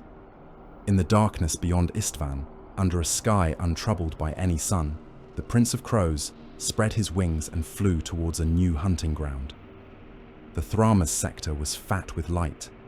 It was a dense cluster of worlds and way stations threaded through the eastern fringe like jewels on a chain.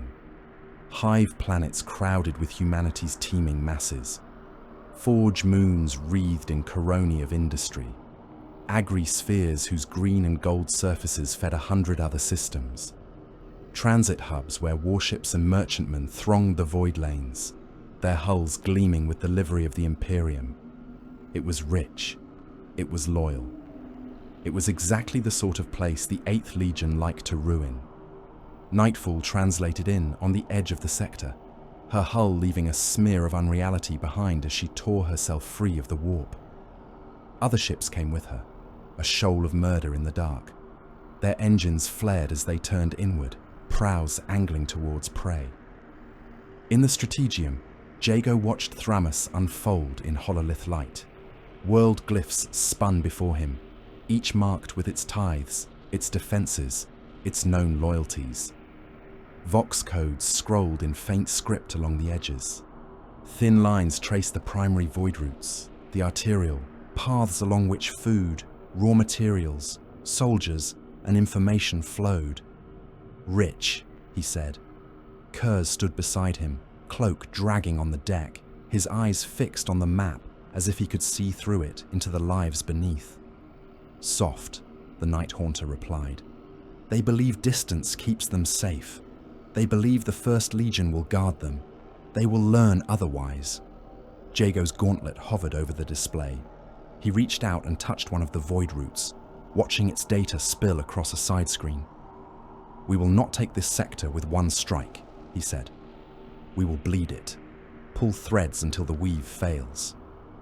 He moved his hand in a slow, deliberate line across several systems, tracing a jagged path that intersected major choke points. Here, he went on. Here and here. We cut these routes and the rest of the cluster starts to starve. Food runs short. Ammunition does not arrive. Astropathic choirs go silent. They cry to the First Legion for aid. And when the Sons of the Lion answer, they find us waiting with another knife. Kurz's lips peeled back from his teeth. Begin, the Primarch said. They began. The first blows fell on the outer worlds, where defenses were thinner and arrogance thicker. A hive planet whose orbital plate arrays had not fired in anger since their construction found its docks and defense stations hit by coordinated terror raids. Night Lord's destroyers slipped in under their sensor horizon, weapons cold, hulls masked to the maximum extent the Mechanicum could contrive. They burst to murderous life at point-blank range. Orbital plates shattered, their metal guts spilling out into space along with docking ships and thousands of unarmored crew. Fire crawled across their surfaces, then went out as atmosphere vented. Pieces the size of cathedrals fell into the gravity well below. turning whole hab spires into impact craters. The few messages that made it out were scrambled, frantic bursts of half-words. On a forge moon, servitor crews looked up from their labor as alarms screamed. Hologlyphs flared in warning in cold binary that enemy signatures were inbound. Before any defense protocols could fully cycle, the Night Lords were among them. Firestorms rolled along the moon's equator as lance strikes raked factory hives. Macro shells burrowed deep into manufactory cores and ripped them apart from within, tossing titanic foundries into the sky. Workers died in their millions, burned or crushed or simply frozen when atmosphere was sucked into space. Their screams were brief, their existence reduced to casualty figures on an 8th Legion slate. On the agri-worlds, the approach was more precise. Night fighting was their element. Jago sent strike cruisers in at system edge, cold running, then ignited their engines only when they were already too close to intercept. Dropcraft hit planetary atmospheres at night, their descent masked as closely as possible by timing and terrain. They did not aim for hive cities or guard barracks. They aimed for grain silos, refinery complexes, hydroponic domes. Nights on those worlds became a series of nightmares. Farmers and overseers woke to the sound of distant thunder and saw fire crawling across the horizon as storage facilities exploded. They ran to alarm bells and Vox stations only to find them destroyed or broadcasting nothing but static and recorded screams. In one system, Jago ordered astropathic choirs silenced in their towers.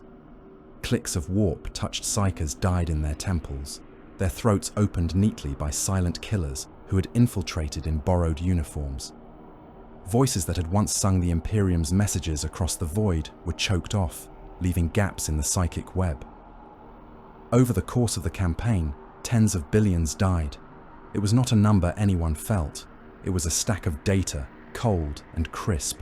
Casualty projections, demographic estimates, tithe calculations rendered moot by the deaths of those who would have paid them. Jago read the figures and moved on. "We are doing the lion's work for him," one of his captains remarked once, staring at a report. "By the time the First Legion gets here, there will be nothing left worth saving." "That is the point," Jago replied. "We are not just killing bodies. We are murdering the idea of safety. When a man in Thramas closes his eyes at night, I want him to see us waiting for him in the dark." He made sure his warriors were ready to provide that image. The 8th Legion had always loved the night. It was a familiar companion, a cloak, and a comfort. In Thramas, Jago turned that preference into a weapon honed to a new edge. He had the fleet's lumen levels dropped as low as safety allowed. Drills were conducted in near-total darkness, squads moving through flickering corridors and unlit hangars with only helm sensors and instinct to guide them. Simulated boarding actions pitted Night Lord against Night Lord in the half-light, training them to read the subtlest cues. He ordered strike craft painted in darker pigments, their hulls adorned with new patterns designed to break up their silhouettes. Assault rams were equipped with extra baffles to mask their drives until the last possible moment. Vox discipline became stricter, command channels reduced to clipped, encoded phrases. Planetary raids were synchronized to the minute. Cults of terror squads infiltrated ahead of main forces, sneaking into cities and strongholds, mapping routes, planting charges, arranging exits. When the main strike came, it was like waking into a fever dream. Rulers vanished from their beds, dragged into the streets and hung from their own statues. Militia barracks found their armories emptied and their officers flayed, their skin nailed up in barracks squares. Vox stations blared pre-recorded screams and pleas for mercy, jamming real communications. In more than one city, dawn rose over blood sigils, daubed on major buildings, the bat-winged skull of the 8th painted in bright, obscene strokes. No one had seen who did it. No one knew how they had gotten past locks and sentries. They only knew that the Night Lords had come and gone without warning, leaving only the message. As the Thramas crusade intensified, the First Legion arrived. Dark Angels' warships translated into the sector in disciplined formations, their hulls a deep forest green. Their heraldry bore ancient marks, honors earned where most other legions had not yet existed. Their reputation was solid stone. They claimed to be the first to take up arms for the Emperor. They called themselves unforgiven for ancient sins, though no one outside their order knew what those sins were. They came to bring order. Jago intended to drag them into disorder until it choked them. Not all of Thramas burned under bombardment and stealth strike. Some worlds saw more direct confrontation. On Segualsa, Kurz agreed to parley. The planet was a ruin even before the meeting. Night Lords and Dark Angels had already fought across its surface, leaving cratered wastelands where once there had been forests and cities. The sky was a ragged wound of cloud. The air tasted of ash and old blood. They chose a blasted plain for their talks, a neutral wound between their lines. Stormbirds brought them down, squads of Night Lords forming a perimeter opposite Dark Angels' honor guards. Both sides carried weapons, though their muzzles pointed at the cracked ground rather than each other. Kurz walked at the head of his delegation, cloak dragging, his pale skin luminous against the dark armor of his sons. Jago moved just behind him, helm under his arm, the Atramenta fanning out at his back like a wall of night. Opposite them, Lionel Johnson approached with a stride that spoke of unshakable confidence. His armor was a green near black, ornamented but not ostentatious. A lion pelt hung from one shoulder. At his side walked Corswin and other champions of the First Legion, their winged helms marking them out. Remember, don't forget to like, comment, and subscribe. Support helps. Brother, the lion said, inclining his head by the slightest of degrees. Lion, Kurz replied. His own lips twitched. I expected more of a mane. The Dark Angel's Primarch's eyes narrowed a fraction. Jago let the smile touch his mouth. There is still time for you to grow one, he added softly, assuming you live that long. Corswin's hand tightened on the hilt of his blade. Watch your tone, Night Lord. You stand before the lion in truce. I stand beside my Primarch, Jago said. You stand beside yours. I suggest we do not pretend the difference between us is anything but temporary. L. Johnson raised a hand, silencing Corswain. We are here to speak, the lion said, not trade barbs. Kurz tilted his head. Words are also weapons, brother, sometimes sharper than blades. They spoke. They argued over legality, over loyalty, over whether rebellion against a father who had lied could be called treachery. The lion talked of duty to the Imperium, of the need for order in a galaxy sliding towards madness. Kurz spoke of truth, of the hypocrisy of an emperor who used monsters and then recoiled when they acted as designed. Jago listened, occasionally adding his own narrow shards of commentary. You talk of honor, he said at one point to Corswain, who had tried to interject some plea for common ground. Your legion hides its past behind layers of secrecy. You call yourselves unbending, yet twist truth to suit your own legends. My father carves his sins into his flesh. Which of you is more honest? Corswin's jaw clenched. Honor is not a matter of confession, he said. It is a way of moving through the universe. It is a chain, Jago replied. You wear it proudly. We broke ours a long time ago. It could not hold. The air thickened with tension, with too many old wounds and new grievances. Insults that had hung unspoken for decades finally gained voice. Kersey stepped closer to the lion, his smile wide and sick. Shall we test whose philosophy holds under pressure? The Night Haunter asked softly. Your honor, or my inevitability? The lion's hand went to his sword. In the next heartbeat, the parley dissolved. Primarchs moved with a speed that lesser beings could barely track. Blades flashed. Lightning crawled from Kurz's fingertips. The lion's great blade sang as it cut the air. They crashed together in a storm of ceramite and light, every impact sending shockwaves through the cracked ground. Around them, Night Lords and Dark Angels surged. Jago did not aim for the Primarch. That was not his place. He angled instead towards the nearest cluster of First Legion champions. Corswain met him halfway, blade drawn, his white-winged helm bright even under the ashen sky. "This ends badly for you," Corswain said. "For someone." Jago agreed. He did not meet the Dark Angel captain strike for strike. He used feints, misdirection, the terrain. He dragged the fight towards half-collapsed structures and shell craters, using rubble as cover, forcing Corswain and his brothers to split their attention. He triggered pre-planted charges with clicks on a subvocal vox channel, dropping sections of shattered wall at key moments to block advances or force them into narrow cuts where only one could come at him at a time. Hidden blades flicked from wrist and knee, grav mines planted earlier under trampled ash blue, hurling Dark Angels off balance, leaving them open for follow-up blows that took limbs or eyes. "You cheat!" snarled one wounded champion, armor leaking. "I win!" Jago corrected. Above them, Kurz and the Lion hammered at one another. The Night Haunter bled, his pale skin marked with fresh wounds, his armor cracked. El Johnson took hits as well, his armor torn where lightning had crawled across it, but his stance remained steady, his movements measured. The duel did not end in that place. Too many hands pulled at them, too much ground still to be soaked in blood elsewhere. They broke apart, each dragged back by sons who did not yet wish to see a Primarch fall. The crusade burned on.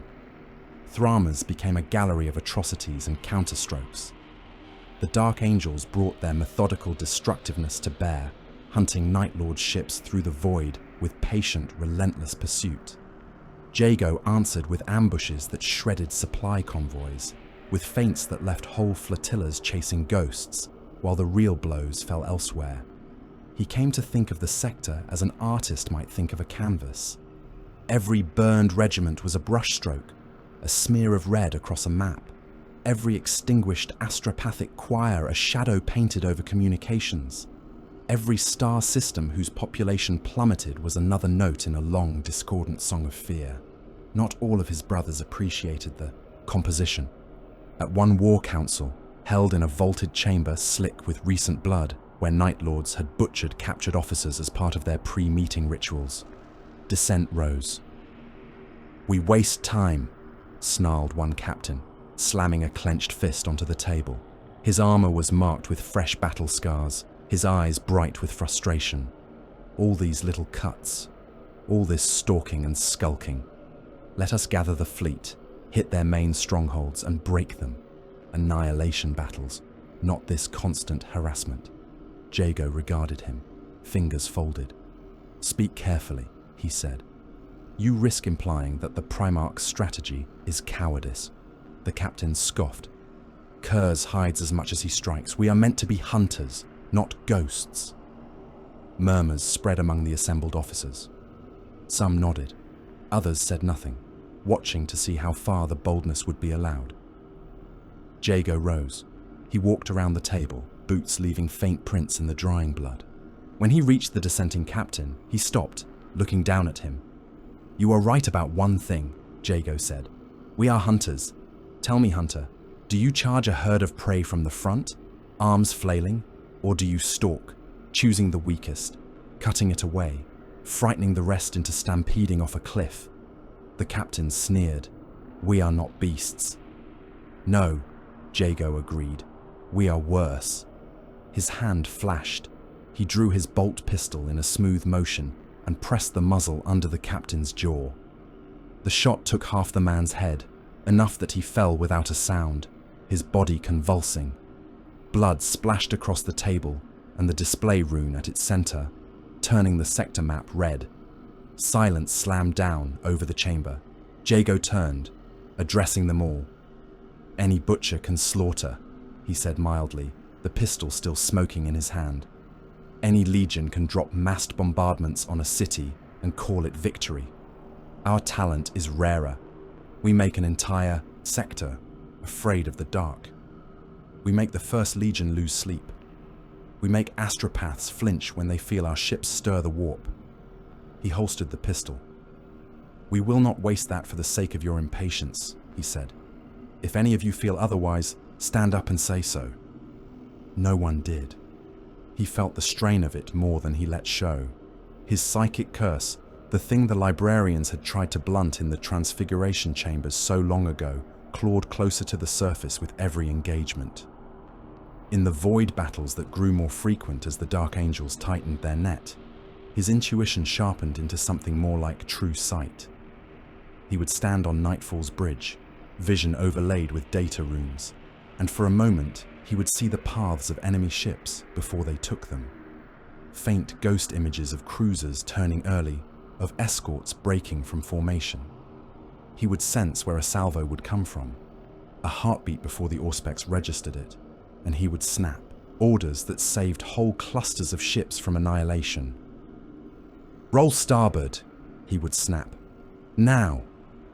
Bring lances to bear on those coordinates. No, those. They will be there." He was almost always right. The cost was pain. Every time he reached for that edge, it felt as if someone were driving nails into his skull. The whispers of the dead went from background noise to a shrieking chorus. Sometimes he heard not just present thoughts, but snatches of possible futures. Night Lord's vessels cracking apart under concentrated fire, Atramentar drifting lifeless in the cold, Kurz floating in a darkness deeper than space. After such battles, he would retreat to a quiet chamber, peel off his helm, and press his palms against his eyes until he saw nothing but the red dance of burst capillaries. "Stop using it," one of the surviving librarians told him once, when summoned to examine him at Kurz's command. "It is killing you. It is keeping us alive," Jago replied. "When it stops being useful, then it can kill me." The ambush came near Sheol. On the surface, the system was nothing special.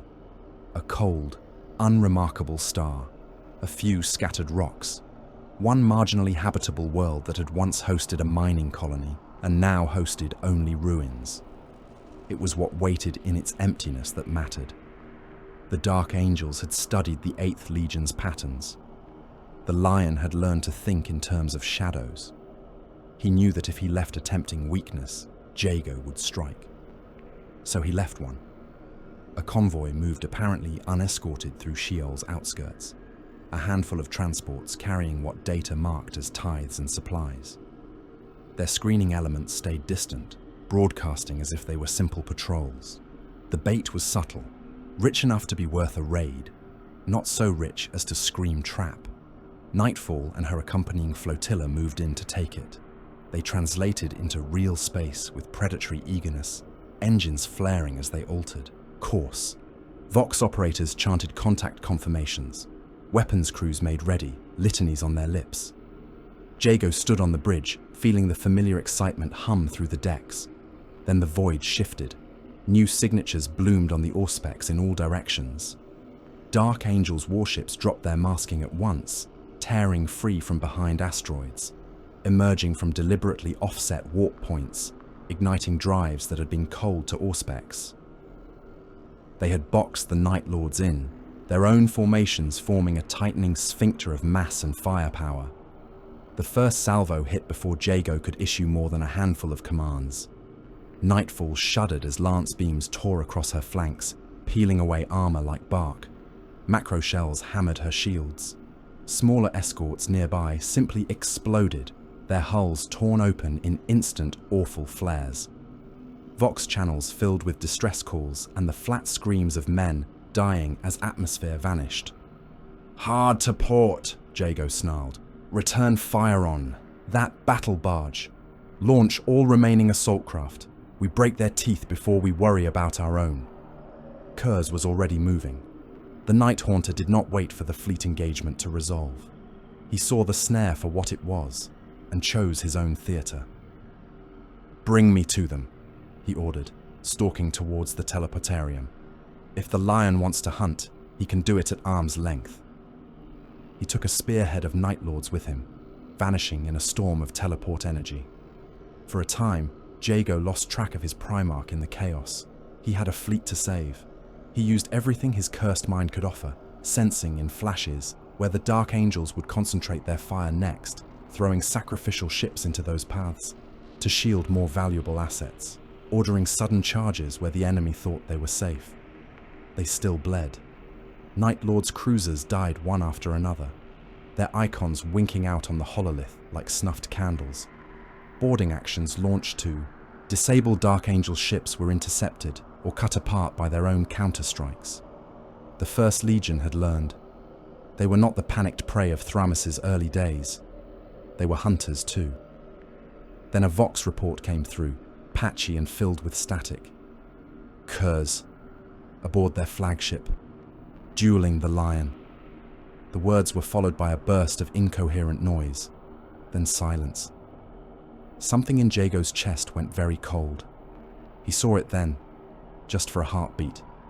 Not with his eyes, but with whatever shrieking, warped sense his curse provided. Kurz and Eljonsen locked together in the bowels of a Dark Angel's ship, blades crossing, lightning and power fields clashing. He saw wounds carved into pale flesh, armor shattered. He saw the Lion standing over a broken form, breathing hard. He felt, distantly, a tremor through the warp, as if the galaxy itself took note. "Signal all ships," Jago said quietly. "We disengage. Now." "First Captain, the Primarch is still." "He is not dead," Jago snapped. "If he was, I would feel it. We pull back, or we all die here and leave him alone in the hands of our enemies."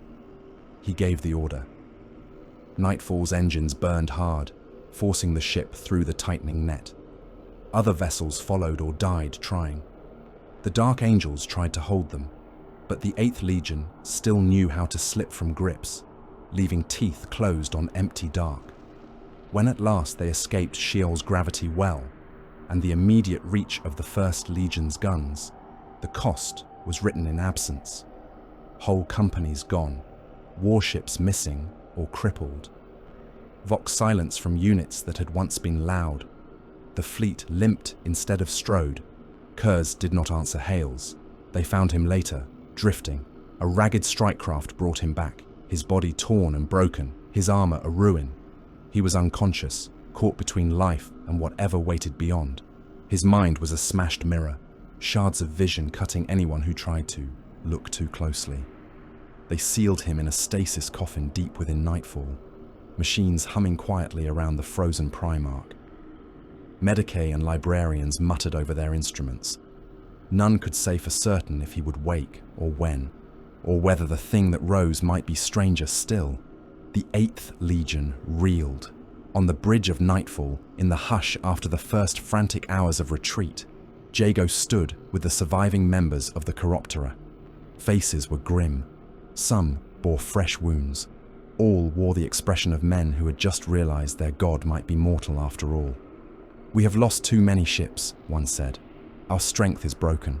We must flee to the Maelstrom, to any warlord who will take us in. We cannot wage this crusade without the Primarch." Another shook his head. "We cannot abandon Thramus.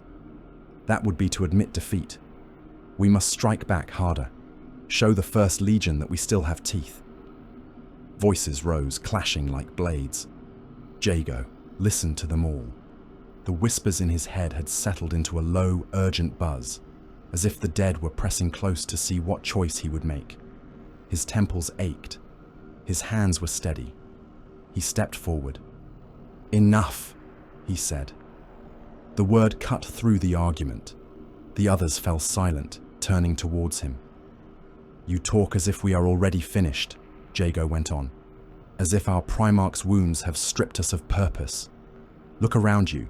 The 8th Legion still breathes. We have ships. We have warriors. We have fear. That is more than most can claim. Without Kurz, we are rudderless," one of them insisted. Jago met his gaze. "Without Kurz, we are forced to decide for ourselves how to be the monsters he made us," he said. "I do not find that prospect as frightening as you seem to." They watched him, weighing him. He felt the moment, the way the air changed as men who had once been his peers decided quietly to follow. "I will not let the Lion write our epitaph here," Jago said. We will regroup. We will strike where it hurts him. We will get our Primarch back, if he can be got back. And if he cannot, then we will carry his lesson forward without him. He looked at the hololith, at the wounded scatter of Thramers. This crusade is not over, the Prince of Crows said, not while I draw breath. The dead in his head whispered agreement. The Night Haunter hung between life and death, like a corpse on an unmarked gallows. They had entombed him in stasis at the heart of nightfall, in a chamber that hummed softly with the labor of machines. Pale light washed over his broken form where he lay upon the reinforcement cradle, armor peeled away, skin white as bone dust. The lion's blades had bitten deep. Ceramite and flesh both bore the scars.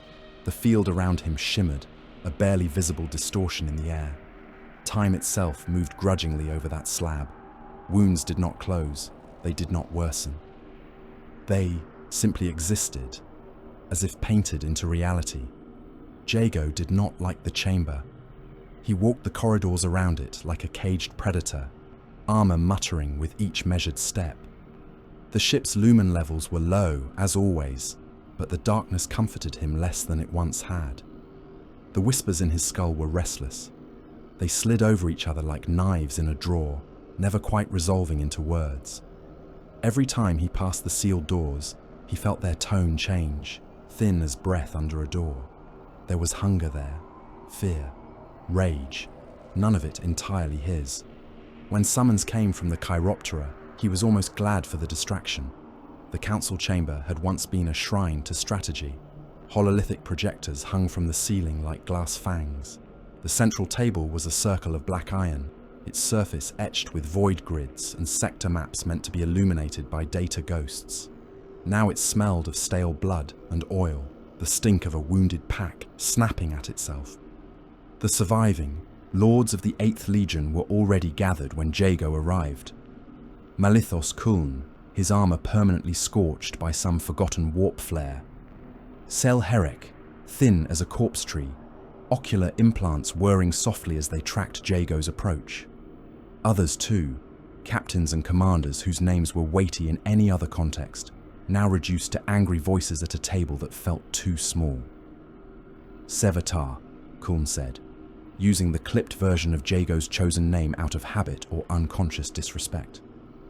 We were beginning to think you had abandoned us to argue alone. If you had killed each other, Jago replied, it would have saved me effort. He took his place, gauntlets resting lightly on the table's edge. Around him, arguments resumed as if his arrival were merely another weapon added to the mix. We hold here, Kuln insisted. We are the Night Lords. We do not run. Thramers is our work. We finish it, Primarch or no. Tel Herek shook his pallid head.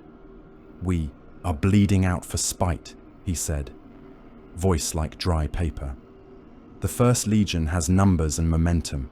Without curs to shape the shadow war, we are throwing bodies into a fire we cannot control. We should cut our losses, break for more forgiving ground. The Maelstrom, any anarchic region that will let us rebuild strength. Another captain, his armor stained with new campaigns, snorted. Flee like whipped curs into some warp storm and hope a better master adopts us. No, we drive for terror. Every ship we have, every claw, every bolt. We may not survive, but the War Master will feel our effort. Better to die in that blaze than rot in some forgotten backwater. Voices rose. They argued over pride, over survival, over what curs would have wanted, over what he would do if he woke. They snapped and snarled, claws half drawn. None of it brought them closer to a decision. It only bled authority from the air. Jago listened. He let their words pile up like bodies in an execution pit, each one adding to the stench and the weight. He watched faces, measured how far each man would go, what he feared most. Some feared death, some feared irrelevance, some feared disappointing the dream of a Primarch who might never wake again. When he finally spoke, it was not to add another argument to the mess. It was to end it. You are wasting time, he said. Khorne rounded on him. And you, first captain, sit there and play at aloofness while the Legion burns. Where is your great strategy now? Jago tilted his head. In my hand, he said. He moved. The bolt pistol was a black blur as it cleared his holster. He pressed the muzzle against Khorne's chest before the other Night Lord could rise, the barrel slotting neatly between the edges of his breastplate. The shot cracked like a thunderclap, punching through armor and the organs beneath with the irresistible certainty of mass reactive fire. Khorne jerked, eyes wide, then slumped, the back of his chair smearing a dark arc over the iron wall. Selherek started to rise, hands twitching towards the hilt of his blade. Jago shifted the pistol without looking, fired again. The round took Herek in the side of the head, half tearing away his augmented eye. He lurched, fell, twitching as dead metal and dead flesh alike spasmed. The council chamber went very quiet. Jago stood in that silence, the pistol still smoking in his grip. The hololithic projectors flickered, trying to account for 2 significant mass changes at the table, and failing. Look at you, Jago said softly. We have lost our Primarch's conscious guidance for a handful of cycles, and already you are tearing at each other like starving dogs. You forget what we are. We are the Night Lords, one of the others began shakily. We are the children of Kurz, Jago cut in. We are the 8th Legion. We do not hold votes. We do not plead. We do not ask permission to be what we are. He holstered the pistol with slow deliberation and let his gaze travel over the faces around him. You want to hold Thramas? You want to flee to Terra? To the Maelstrom? All of these choices have their own flavors of stupidity. None of them consider what we are actually good at. He reached out and touched the central display. The projectors responded reluctantly, casting up a stuttering ghost of the sector. Worlds floated like bruises. Void roots snaked between them, some already marked in the crimson of ruin. We are knives, Jago said. Not shields, not siege engines, not banners to be planted on walls. Knives do not hold ground. Knives cut. He traced lines across the map. We divide, he continued. 6 task forces, not so small that they can be swept aside easily, not so large that they present fat targets. Each becomes its own little war. They raid, they harry, they murder supply lines, they topple astropathic choirs. We make the First Legion chase phantoms all, across Thramas and beyond. One of the captains frowned. And nightfall. Jago looked up at the hovering glyph that marked their flagship. The hololith gave it a faint halo, as if mocking its importance.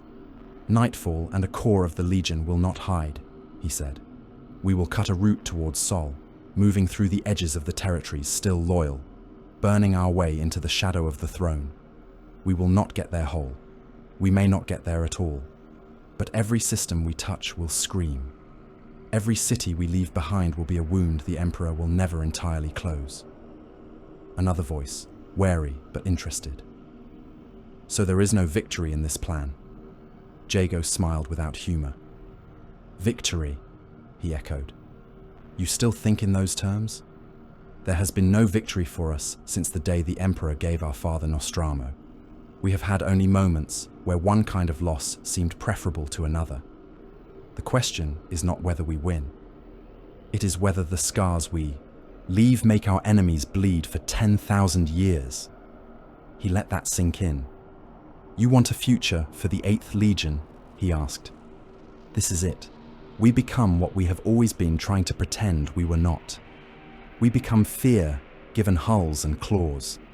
We stop playing at salvation or conquest. We commit, fully. Slowly, one by one, the others nodded. Some with resignation, some with grim satisfaction. None with true enthusiasm. There was no joy left to be had in any of this. Then it is decided, Jago said. We divide the Legion into knives. I will be the hand that throws them.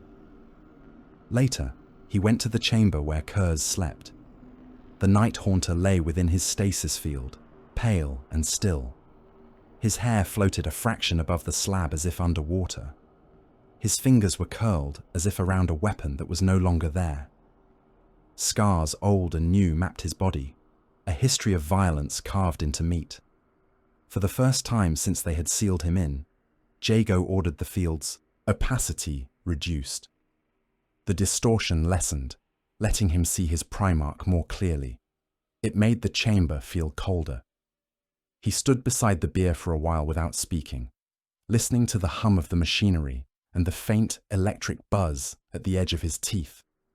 "You have made a mess of it," he said finally. His voice sounded too loud in the enclosed space. No one else was present. The tech priests had withdrawn at his order.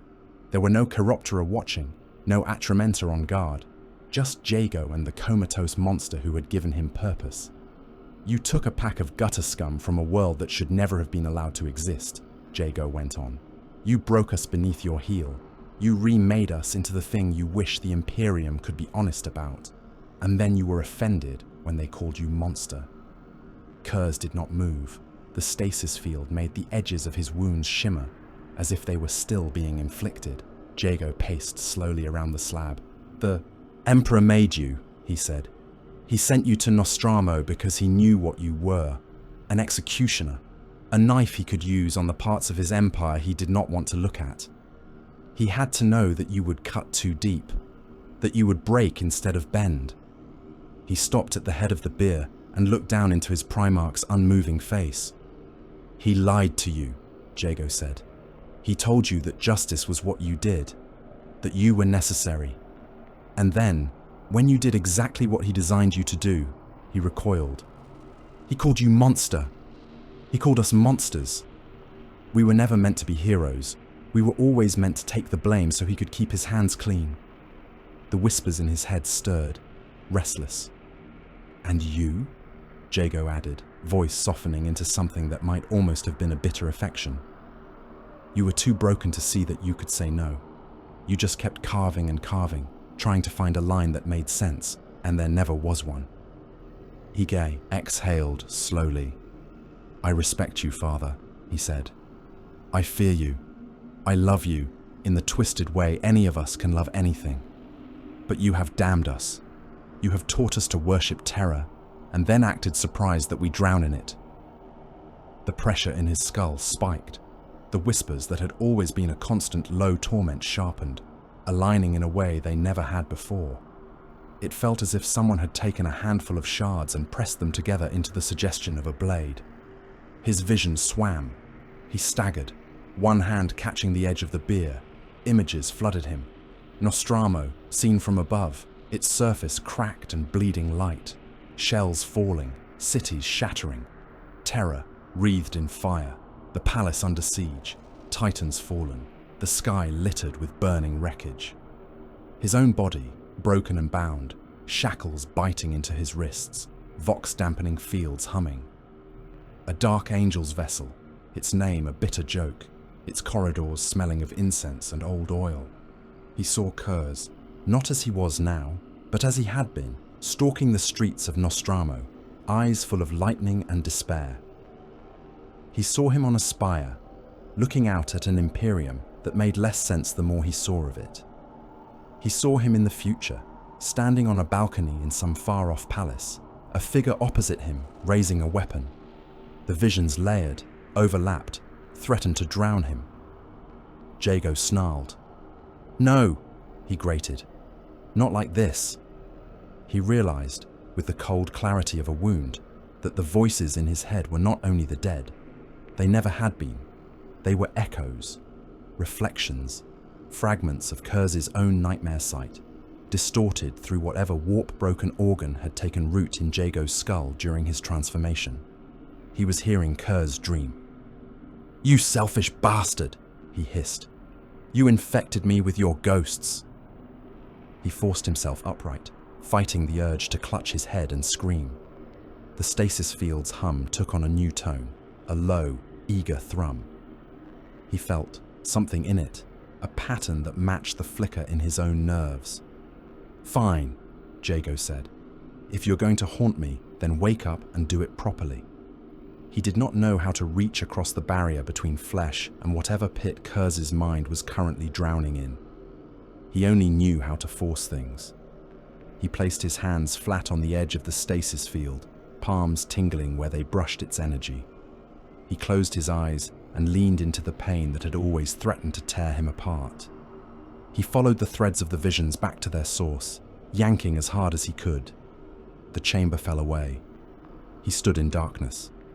Not the comforting dark of a ship with its lumens lowered, but a suffocating, absolute absence that felt alive. Whispers surged around him, a crowd of voices speaking in a dozen tongues, all wrong.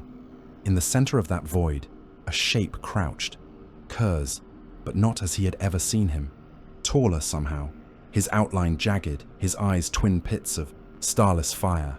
Shadows clung to him like living things. Around him flickered scenes, pieces of memory and prophecy alike. Nostramo burning, terror bleeding. A boy on a Nostraman street, skull full of screams, looking up at a figure on a spire. "Get up," Jago said. His voice sounded small here. Kurz did not move. "Get up," Jago repeated. "You do not get to leave us like this." 1,000 versions of his Primarch turned their heads, the flickering visions all aligning for a heartbeat. One set of eyes met his.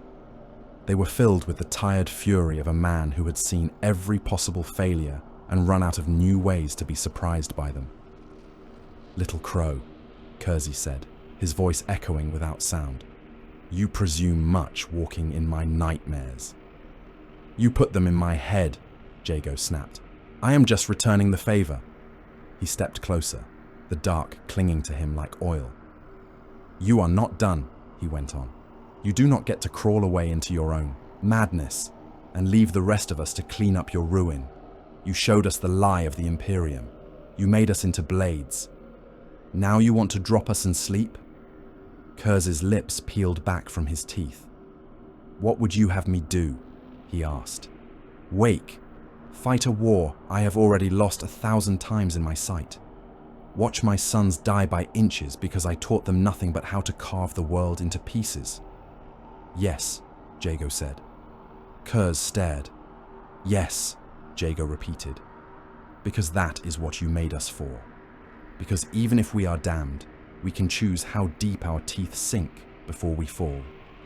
Because I refuse to let the lion write the last chapter of your story while you lie there chasing ghosts."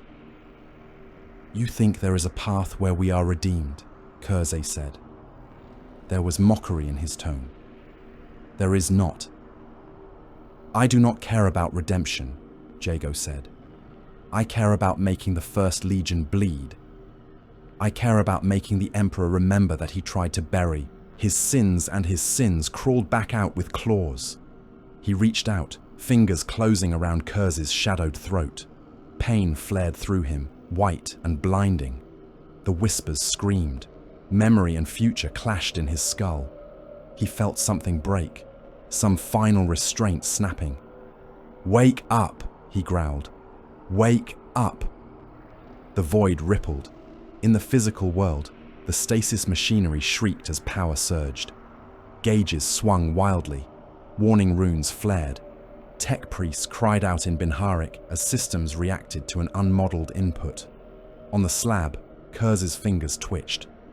Jago tightened his grip in the dream, ignoring the sensation of claws digging into his flesh where there should have been none. "I am the Prince of Crows," he said. "I will not rule a corpse." Kurz's eyes snapped open. Back in the stasis chamber, the field collapsed with a thunderclap. Air rushed in, carrying the tang of cold metal and preservative chemicals. Jago staggered, torn from the nightmare, his own lungs burning as if he had been holding his breath for years. He looked up. Konrad Kurz sat upright on the slab, gasping as if he had just dragged himself from deep water. His skin was paler than ever, stretched thin over muscle and bone. His eyes burned. For a moment, father and son simply stared at each other. "You hit me," Kurz said eventually. Jago wiped blood from his nose and realized it was his own. "You needed it," he replied. Kurz laughed. It was not a pleasant sound. It was the dry cackle of a man who had finally found a joke in the ruins of his faith. "You drag me back from a peace I did not earn," he said. "You show me again the beautiful broken thing we helped build." "Why, little crow?" "Because we still have work to do," Jago said. He told Kurz of the plan, of the divided legion, of the 6 task forces that would tear at the Imperium's flanks while nightfall and a corps of warriors drove towards the throne's shadow, of the Dark Angels, the insult of Sheol, the Lion's ambush, the blood debt that now lay between 1st and 8th. Kurz listened, head tilted, fingers flexing as feeling returned fully to his hands. "You think we can win," he said. "I think win is the wrong word," Jago answered. "I think we can make them hurt. I think we can make them remember us long after our bones have turned to dust. I think we can make the First Legion wish they had killed us all at Sheol instead of letting us limp away." Kurz's eyes gleamed. "And you dare to suggest," the Primarch said softly, "that the 8th could be anything other than the axe I have always swung? That we could be more than mindless terror?" "We already are," Jago said. "Mindless terror does not build doctrines. Mindless terror does not choose where to cut for maximum effect. You taught us fear as a language. We have learned to write with it. We could have been more. If the Emperor had been honest about what he needed us to be, we could still choose to be more than the stories told about us." Kurzi sneered. "You think in terms of choice," he said. "I see only the paths that end in the same place. My death is written. Yours too. Our legion broken, scattered. Our father on his throne, bound and bleeding. You would set yourself against fate itself?" Jago shrugged. "I have spent my life cutting men who thought their own power made them invincible," he said. "Fate is just another tyrant with its back turned." Silence. Then, slowly, Kurz nodded. "There is one thing you are right about," he said. "The First Legion must bleed. The lion must feel my teeth again. I will not let that ambush stand as our last exchange." He swung his legs off the slab, ignoring the protesting hiss of Medici servitors who had crept back into the room. His bare feet hit the cold deck with a sound that made Jago's skin crawl. The Night Haunter stood, unsteady only for the space of a heartbeat, then straightened. "Where is their flagship?" Kurzi asked. "Near Katesh," Jago replied. "A star near the sector's edge. They call the vessel Invincible Reason." Kurz's smile was all knives. "Invincible," he said. "We will test that." They planned. In the dim light of the strategium, with Kurz's presence once more a black sun that bent thought around it, they charted the course. The 8th Legion's remaining strength would gather like a clenched fist. They would drive for Katesh, not in hope of destroying the First Legion, but in the knowledge that any wound they landed now would fester long after they were gone. Kurz would take a chosen contingent and hurl himself directly at the Dark Angel's flagship, turning Invincible Reason into a charnel house. Jago would lead the Atramentar and the rest of the fleet in a massive counter-assault, hitting escort vessels, boarding strike cruisers, sowing chaos in the ordered lines of the Lions. "Sons, we will not stay," Jago cautioned. "This is not a siege. It is a raid. We strike, we rip, we run. The goal is not to win a glorious stand. It is to break their teeth and get away laughing." Kurz looked at him, expression unreadable. "You have learned my lessons too well," he said. "Or not well enough," Jago replied. Preparation became ritual. War serfs worked without rest in the arming decks, scraping old blood from ceramite, re-etching lightning bolts dulled by blast marks. They flensed fresh skins from the latest offerings, stretching them over banner frames, painting Night Lord sigils in deep, drying red. Chains were checked link by link. Vox units were tuned to the hiss-sweet pitches the 8th preferred. Artificers moved among the Atramentar armor racks, checking the integrity of power fields, patching cracks, whispering litanies to machine spirits that had seen too much, and yet would see more. They carved kill tallies into shoulder plates and greaves, each mark a promise that there would be more before the end.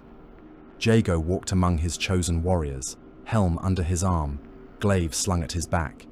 He stopped beside one Terminator, whose armor bore the marks of campaigns from the Great Crusade through to Thramus, every plate a patchwork of repairs and fresh scarring. "You know we may not come back," Jago said.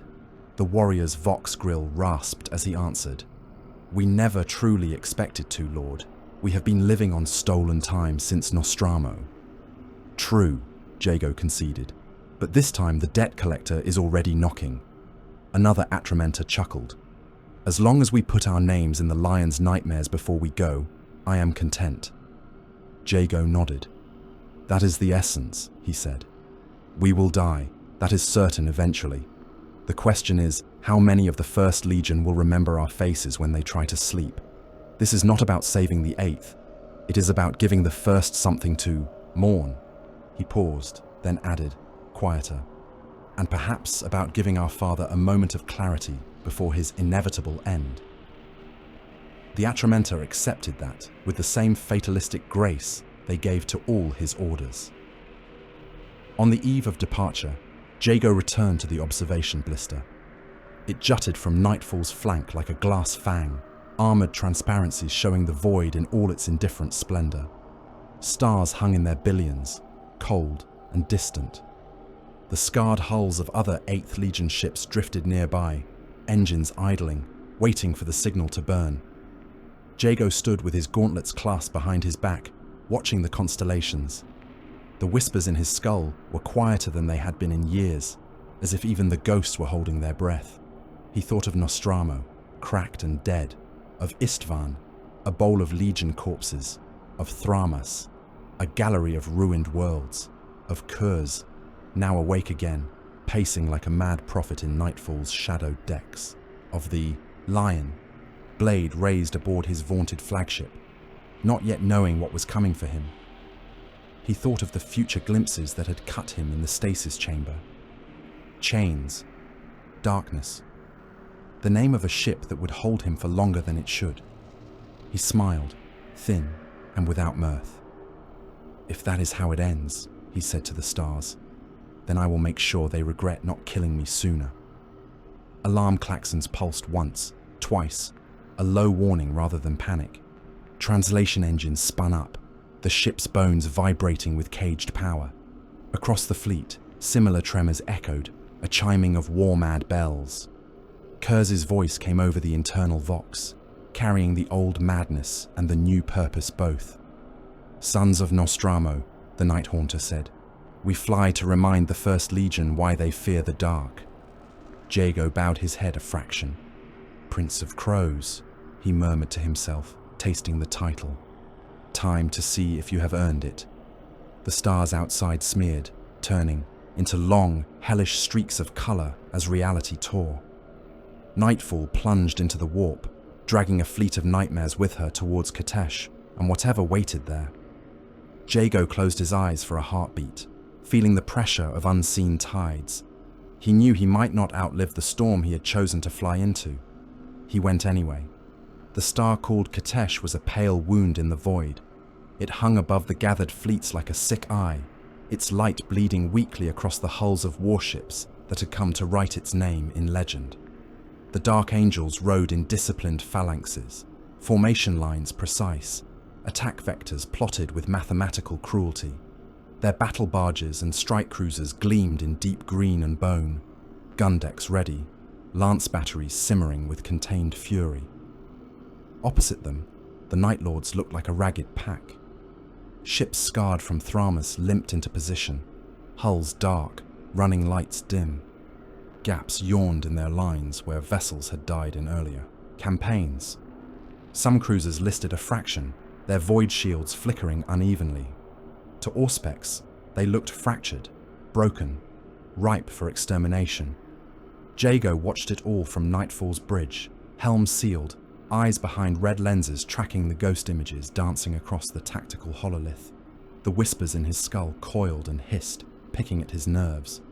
Beneath them, another sensation tugged at him now, a sharpness that had not always been there, as if someone were drawing lines across reality with a blade and inviting him to trace them.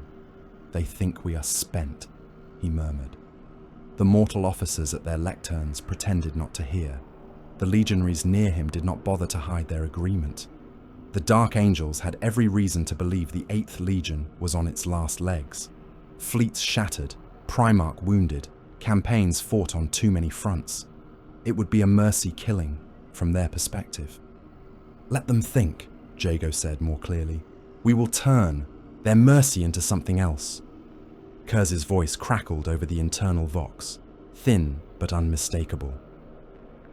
Sons of Nostramo, the Night Haunter said. You know what waits for you. You have seen enough death that one more storm makes no difference. Today, we carve our fear into the hearts of the First Legion. Today, we show the lion that the prey he wounded still has claws.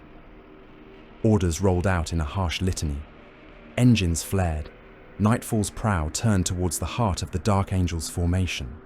Around her, other Night Lord's vessels drifted into seemingly disorganized vectors, their courses crooked, their velocities uneven. To a Dark Angel's fleetmaster, it would look like a dying beast thrashing. Jago smiled inside his helm. Signal the outlying wings, he told a Vox officer. Phase burn on my mark. Let them look weak. Let them overextend. The Dark Angels came in with the remorseless precision of a guillotine. Spear-tip formations drove forward, escorts, screening the larger ships, their own ordnance cycling through target locks with unhurried certainty. Vox traffic, encrypted and layered, kept their wings aligned. At the center of their line, towering over the rest, the flagship loomed. Invincible Reason. Its silhouette was a block of purpose, prow reinforced, gun decks layered, void shields overlapping in a pattern of protection that would make most other captains despair. Somewhere in that fortress hull, the lion watched, eyes like cold stone. Begin, Jago said. Nightfall shuddered as her engines kicked, feigning a clumsy course correction. On the fringes of the 8th Legion line, damaged destroyers veered as if losing cohesion, drifting out of formation. A crippled cruiser presented its flank, void shields sputtering, practically begging to be put down. The Dark Angels obliged. Fire lanced out. Macro shells and lance beams tore into the apparent weak points with ruthless focus. The wounded cruiser exploded under the first volley, its hull coming apart, internal magazines cooking off in a chain of brief suns. Behind the glare, the trap opened. Under full, silent running, lights and emissions damped to the edge of mechanical faith, Night Lord's strike craft and escorts had been coasting along the cruiser's projected debris field, hidden in its shadow. When the vessel blew, they lit their engines all at once, blooming into existence where no Auspex had expected them. Now, Jago whispered. Attack vectors changed like the snap of a neck. Torpedoes that had been drifting on passive guidance flared and adjusted, angling into the exposed flanks of Dark Angel's escorts that had pushed too far ahead to take the bait. Bombardment cannons on ships that had appeared to be listing suddenly stabilized, their machine spirits awakened by savage prayers, firing at point-blank range. A spear formation of 1st Legion frigates vanished in a moment of incandescent ruin as overlapping blasts gutted them. Strike cruisers' shields collapsed under a sudden barrage from a vessel it had written off as crippled, its hull buckling, reactors flaring out into vacuum. On nightfall, Jago felt the battle's rhythm change. Signal wedge formations 3 and 4, he said. Punch through their right flank. Do not dwell. Hit and fade. Tokens on the hololith moved, representing tens of thousands of lives and more tonnage than most sectors would see in a century. Night Lord's ships that had been drifting like wounded carrion surged forward, teeth bared. Dark Angel's vessels that had been advancing with calm inevitability found themselves suddenly under fire from angles they had not accounted for. It was not a reversal. The First Legion still had numbers, still had discipline. But what looked like weakness in the 8th Legion's line had become a net, its loose strands tightening. Prepare the Atramentar, Jago voxed. Teleport locks on priority targets. I want their sanctums, their strategia, their hearts. He keyed a private channel. Nightfall to all Atramenta units, he said. You will be boarding on my direct signal. You will not be hunting for simple kills. Our targets are their symbols, their chapels, their command crews. Wherever their pride is most concentrated, that is where you will cut. Acknowledgements rolled back, clipped and sure. He let his mind stretch. The pain came with it, sharp and immediate, like hooks sunk into his skull. He felt the battle as more than indicators on a display. He tasted the surge of engine burn on the edge of awareness, the shift in a Dark Angel's gunnery officer's heartbeat as he changed targets, the slight change in delay on a First Legion Vox relay as they adjusted frequencies. He closed his eyes for a heartbeat, riding the wave instead of fighting it. There. "Mark those 3 ships," he said, snapping out the coordinates. "They are their central nerves. Command relays, tactical hubs. Put the Atramentar there." The teleportarium filled with light. On half a dozen Dark Angels vessels, sanctums flashed from quiet monitoring chambers into slaughterhouses in an instant. One moment, robed officers and Astartes in dark green plate bent over data altars, their attention on the unfolding battle. The next, the air screamed as teleport energy clawed at reality, and Night Lord's Terminators manifested in their midst, heavy armor cracking deck plates. Stormbolters roared. Jago went with them. He felt the tingle of translation crawl over his armor, the world around him dissolving into cold, colorless absence for a heartbeat, then slamming back with the violence of birth. He materialized in a Dark Angel strategium, Night's Whisper humming in his hands, its teeth still in that first instant, hungry. The room was oval, its walls lined with data screens and hololith projectors.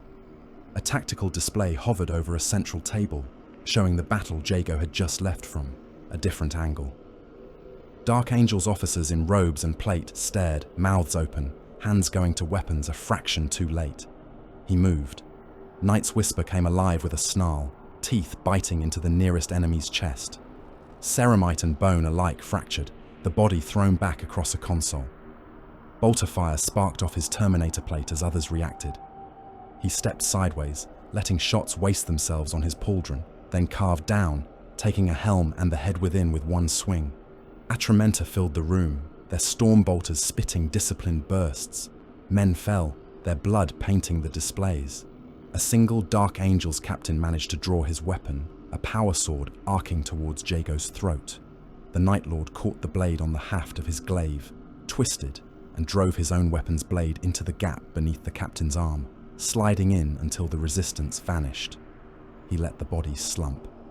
"Secure the chamber," he said. "Kill the machine. Spirits, then chain the corpses. I want this room hung with their command, not destroyed. They will retrieve this ship eventually. When they do, they will see their leaders as we left them." Elsewhere, other Atramenta squads materialized in similar sanctums and in stranger places. One team found themselves in an echoing chapel, its vaulted ceiling painted with images of a winged warrior fighting darkness. They nailed Dark Angel's chaplains to their own altar, thoracic plates pierced and pinned, rosarious pendants dangling from lifeless necks. Another appeared in a reactor vault, the pulsing heart of a strike cruiser. They cut down tech priests and guardian servitors with brutal efficiency, then deliberately damaged the cooling systems just enough that alarms screamed and crew flooded in, only to be cut apart and left sprawled around the reactor core. They did not overload it fully. They wanted the ship to live, limping, carrying the memory. On one vessel, the Atramenta fought, their way to the Voxmast control. In the end, the mast's command crew hung from their own rigging, shackled in their stations, bodies swaying gently in microgravity, their dead eyes staring into the void. A pre-recorded message played over and over on general channels. Guttural laughter, the scrape of blades on armor, a voice reciting Night Lord's kill tallies in a tone of bored amusement. Jago directed it all through the haze of battle and pain. He timed each atrocity to coincide with Dark Angel's Vox traffic. Every time a captain called for a status report, some new horror was piped through instead. The First Legion prided itself on discipline, on control. He fed them images of that control broken, their carefully ordered worlds smeared with filth. "You are overextending," a voice muttered in the back of his mind, not his own. Kurz's tone, dry and amused. You bleed yourself for this theatre. I bleed them more, Jago thought back, without knowing if the Primarch would hear. The psychic strain built with every adjustment he made. He saw the Lion's fleets turning to compensate, spear tips withdrawing from exposed positions to guard suddenly vulnerable flanks. He anticipated their counterboarding actions, moving his own forces away a heartbeat before they would have been trapped, throwing lesser units into dead zones to soak up fire. It felt as if his skull were full of molten metal, sloshing and hardening in unpredictable ways. His vision blurred at the edges. His gauntlets trembled when he let himself notice.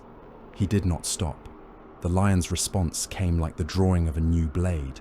The Dark Angels regrouped under their Primarch's will. Formations that had been momentarily disrupted snapped back into place with frightening speed. Counterboarding actions launched from strike cruisers and escorts, ramming hooks and teleport flares announcing the arrival of disciplined wrath on Night Lord's hulls. Nightfall took the brunt. Lance, batteries from Invincible Reason hammered at her, void shields flaring in desperate sparks as their capacity strained.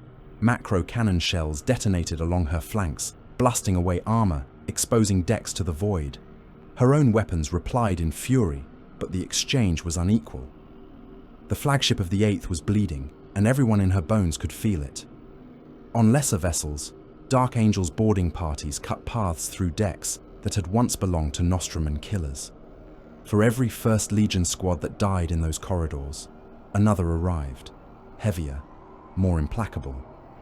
Icons winked out on Nightfall's tactical displays, each one a warship disappearing into silence. Whole companies vanished between one breath and the next, their status runes turning from flickering gold to the empty black of confirmed loss. Jago felt each absence like a tooth torn from his jaw. "First, Captain," a Vox officer shouted over the din of impacts. "We are receiving reports. The Primarch has made contact with the enemy flagship. Teleport signatures indicate he has boarded Invincible Reason with a spearhead of our warriors." Jago's head snapped around. "Course confirmation," he demanded, though he already knew the answer. The officer swallowed. "Data suggests he went straight for their strategium, Lord. He is alone there now. Communication is intermittent." Of course it was. Where Kurz went, Vox signals died or turned into shrieking nonsense.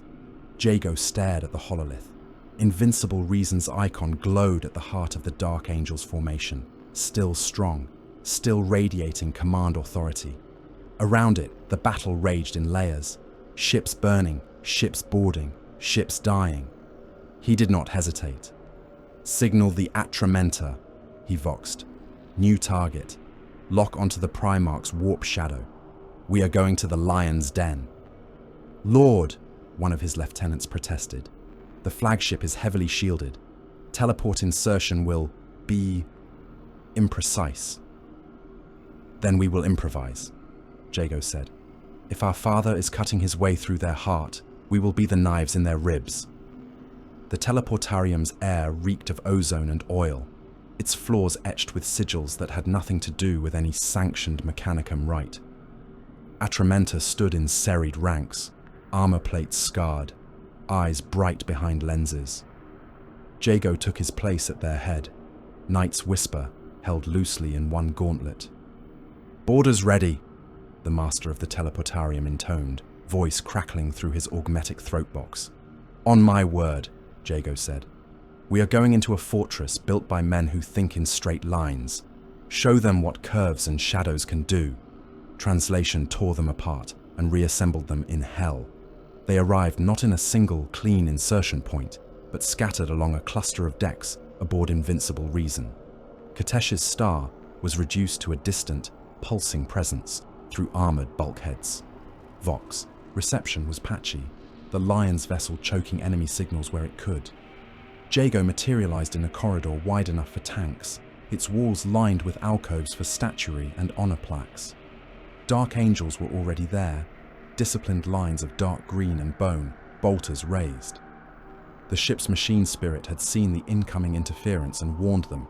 The first seconds were murder. Stormbolter fire tore into the Atramenta at close range. One Terminator vanished in a hail of detonations.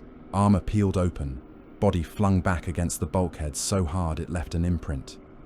Jago's own plates flared with impact alerts as shells struck, some glancing, some biting shallowly, sensors screaming about compromised layers. He charged. Knight's Whisper ripped through the First Legion's line, the Chainglave's teeth shrieking.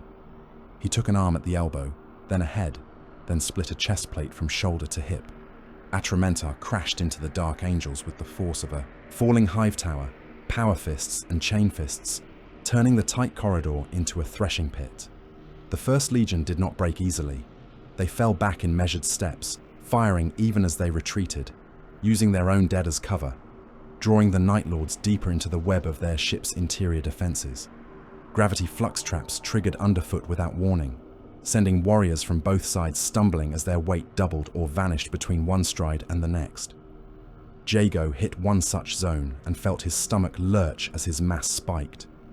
For a moment he staggered, armor servos grinding under the increased load.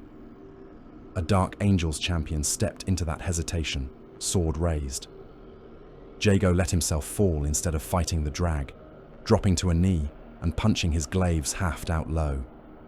The champion's knee met adamantium with enough force to shatter.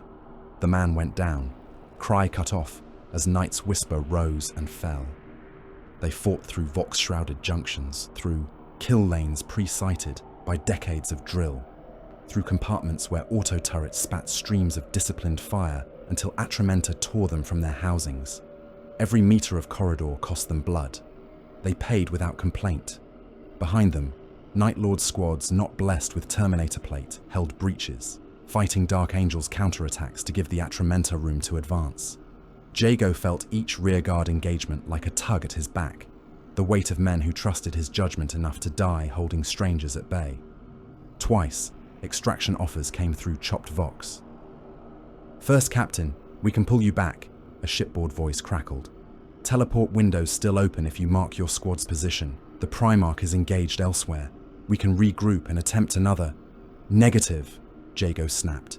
"Maintain focus on designated extraction points for other units. The longer we keep their attention here, the more of the Legion escapes. You will be cut off." "Yes," Jago said. "That is the point." In one narrow hall, barely wide enough for two warriors to stand abreast, he met a Dark Angels champion whose armor bore old honors, who moved with the steady grace of long practice. They fought there, alone for a moment, as the larger battle surged elsewhere. Blades rang off each other. Sparks turned the air into a brief meteor shower. The Lion Sun fought clean, every strike a textbook example of form and purpose. Jago's style was uglier. He used the hilt of his glaive as often as the blade, slammed shoulder plates into his opponent, kicked at joints. He drove the fight towards a bulkhead where a line of purity seals fluttered. They ended with their blades locked, teeth grinding as they pushed against each other. "Yield," the Dark Angel said, voice steady. "You are a capable warrior. Do not make this pointless." Jago laughed breathlessly. "All this," he said, "has been nothing but points. Thousands of them, buried in thousands of chests." He twisted his weapon, not to break the lock, but to drag them both sideways. The champion's back hit the bulkhead. Jago drove his free gauntlet into the man's helm, pinning it against the wall. He leaned close, eyes inches from the dark green lenses. "When you close your eyes," he whispered, "my face will be waiting." He pulled back and drove Knight's Whisper through the gap he had created. They pushed deeper. Behind them, the battle began to turn. The Lion's will asserted itself more completely. Night Lord's ships were dying, their sacrifice buying only minutes. Kurz, somewhere in the guts of invincible reason, was turning corridors into abattoirs, his presence a jagged hole in every auger. Jago could feel him, a familiar wrongness pacing ahead, drawing attention like a wound draws flies. The extraction windows shrank. "Lord," one of the Atramentar voxed, "we are receiving confirmation. Nightfall has ordered. General withdrawal. Strikecraft are disengaging. Teleport beams are sporadic. The fleet is pulling out." Jago paused at a junction, blood and oil dripping from his armor, breath rasping loud in his own ears. "Good," he said. "Then it is working." "You knew this would happen," another Terminator said. There was no accusation in it, only fact. "I counted on it," Jago replied. "Kurz will not waste the opportunity to get the rest of us away. He knows we are already dead men. This was always about buying them time." The Atramenta accepted that without protest. They fought on until they could fight no more. It ended in a chamber that might once have been a minor strategium or a secondary chapel. Vox pillars lined the walls, their surfaces etched with lion iconography. The air was thick with smoke and the stench of hot metal. Dark angels came from 3 directions at once, a converging hammer of green and bone. The Atramenta formed a circle around Jago, backs to each other, guns barking, blades flashing. They held as long as they could. One by one, they fell. A Terminator to Jago's left went down under the impact of multiple power fists, grey armor crumpling. Another staggered as a melted beam punched through his pauldron, only to be brought to his knees by a storm of blows. They died on their feet, making the First Legion pay for every step. Jago's world narrowed to the arc of his glaive and the immediate threats around him. He stopped thinking in terms of strategy and began to think in terms of moments. This swing, that parry, this step to avoid a killing blow, that twist to turn it into a shallow cut instead. He lost track of how many he killed. It ceased to matter. Eventually, weight told. A power maul smashed into his side, driving the breath from his lungs, alarms screaming in his helm as his armor registered damage. He went to one knee. A boot slammed into his chest, forcing him back. Gauntlets seized his arms, wrenching Knight's Whisper from his grip. He fought, snatching at a knife, driving it into a gap in an enemy's armor before another fist crashed into his helm. Stars burst behind his eyes. The world shrank to a tunnel. The whispers in his skull rose in a howling choir, then cut off. Darkness. When it lifted, it was not the comforting dark of nightfall's lowered lumens. He woke in a cell that was almost a concept of absence rather than a room. The walls were black, matte material that seemed to swallow what little light there was. No lumen strips showed. No visible door interrupted the smooth surfaces. Only the faintest, coldest radiance seeped from somewhere above, enough to define his own shape as a shadow among shadows. He tried to move and found he could not. Shackles held his wrists and ankles, thick bands of metal that hummed with contained power. They were not purely physical restraints. Psychic dampers were built into them, null fields that pressed against his nerves, like cold thumbs. The voices in his head were muffled, as if he were hearing them from the bottom of a deep well. The edge that had once let him taste futures was dulled to a numb ache. He flexed his fingers. Blood crusted his knuckles. His face throbbed. He tasted iron and bile. A voice spoke from the darkness beyond his sight. "You are alive." Male, clipped, the cold cadence of the First Legion, not the lion, a lesser predator. "Much to your disappointment, I imagine," Jago rasped. His throat was dry. Speech hurt. "Many of my brothers would have preferred you dead," the unseen watcher said. "But our Primarch sees value in the knowledge you possess. You will languish here for some time, Prince of Crows." Jago let the title hang for a heartbeat, then smiled. His lips split, fresh blood welling where older wounds reopened. "Prince," he said softly, "you flatter me." "You will have no more chances to hurt our legion," the voice went on. "No more chances to spread your terror. Your war is over." Jago closed his eyes for a moment, feeling the null field pressing against his mind like a suffocating hand. Even through it, ghosts moved, faint, distant, but there. He saw, in the ragged scraps that still got through, images of worlds bearing scars in the shape of lightning, of men who flinched at the mention of the Eighth, of a throne world under siege, the sky blazing, the words he had spoken in that War Master's hall echoing still. Death to the false emperor. He opened his eyes again. "You are wrong," he said. Silence, then cautious. "About what?" "About my war," Jago replied. "You think it ends because you have me in a box, because you have one broken legion scattered. But we have already won the only victory that ever mattered." "And that is?" "We made you afraid," Jago said. "You, your Primarch, your Emperor. You will be remembering us for as long as you draw breath. Every time you look into a dark corridor and wonder what waits in it, we will be there. That is our victory, not some flag on a tower." The shackles hummed as if in response. Pain crawled up his arms, the null fields tightening. He gritted his teeth and rode it. "You will have a long time to contemplate your arrogance," the voice said. It sounded annoyed now, and perhaps a little unsettled. "Good. We will see how much of your bravado remains in a few years." "Years," Jago murmured. "Decades, centuries. Pick your measure. I am in no hurry." He let his head rest back against the chill wall. Memory and faint foresight danced together behind his eyes.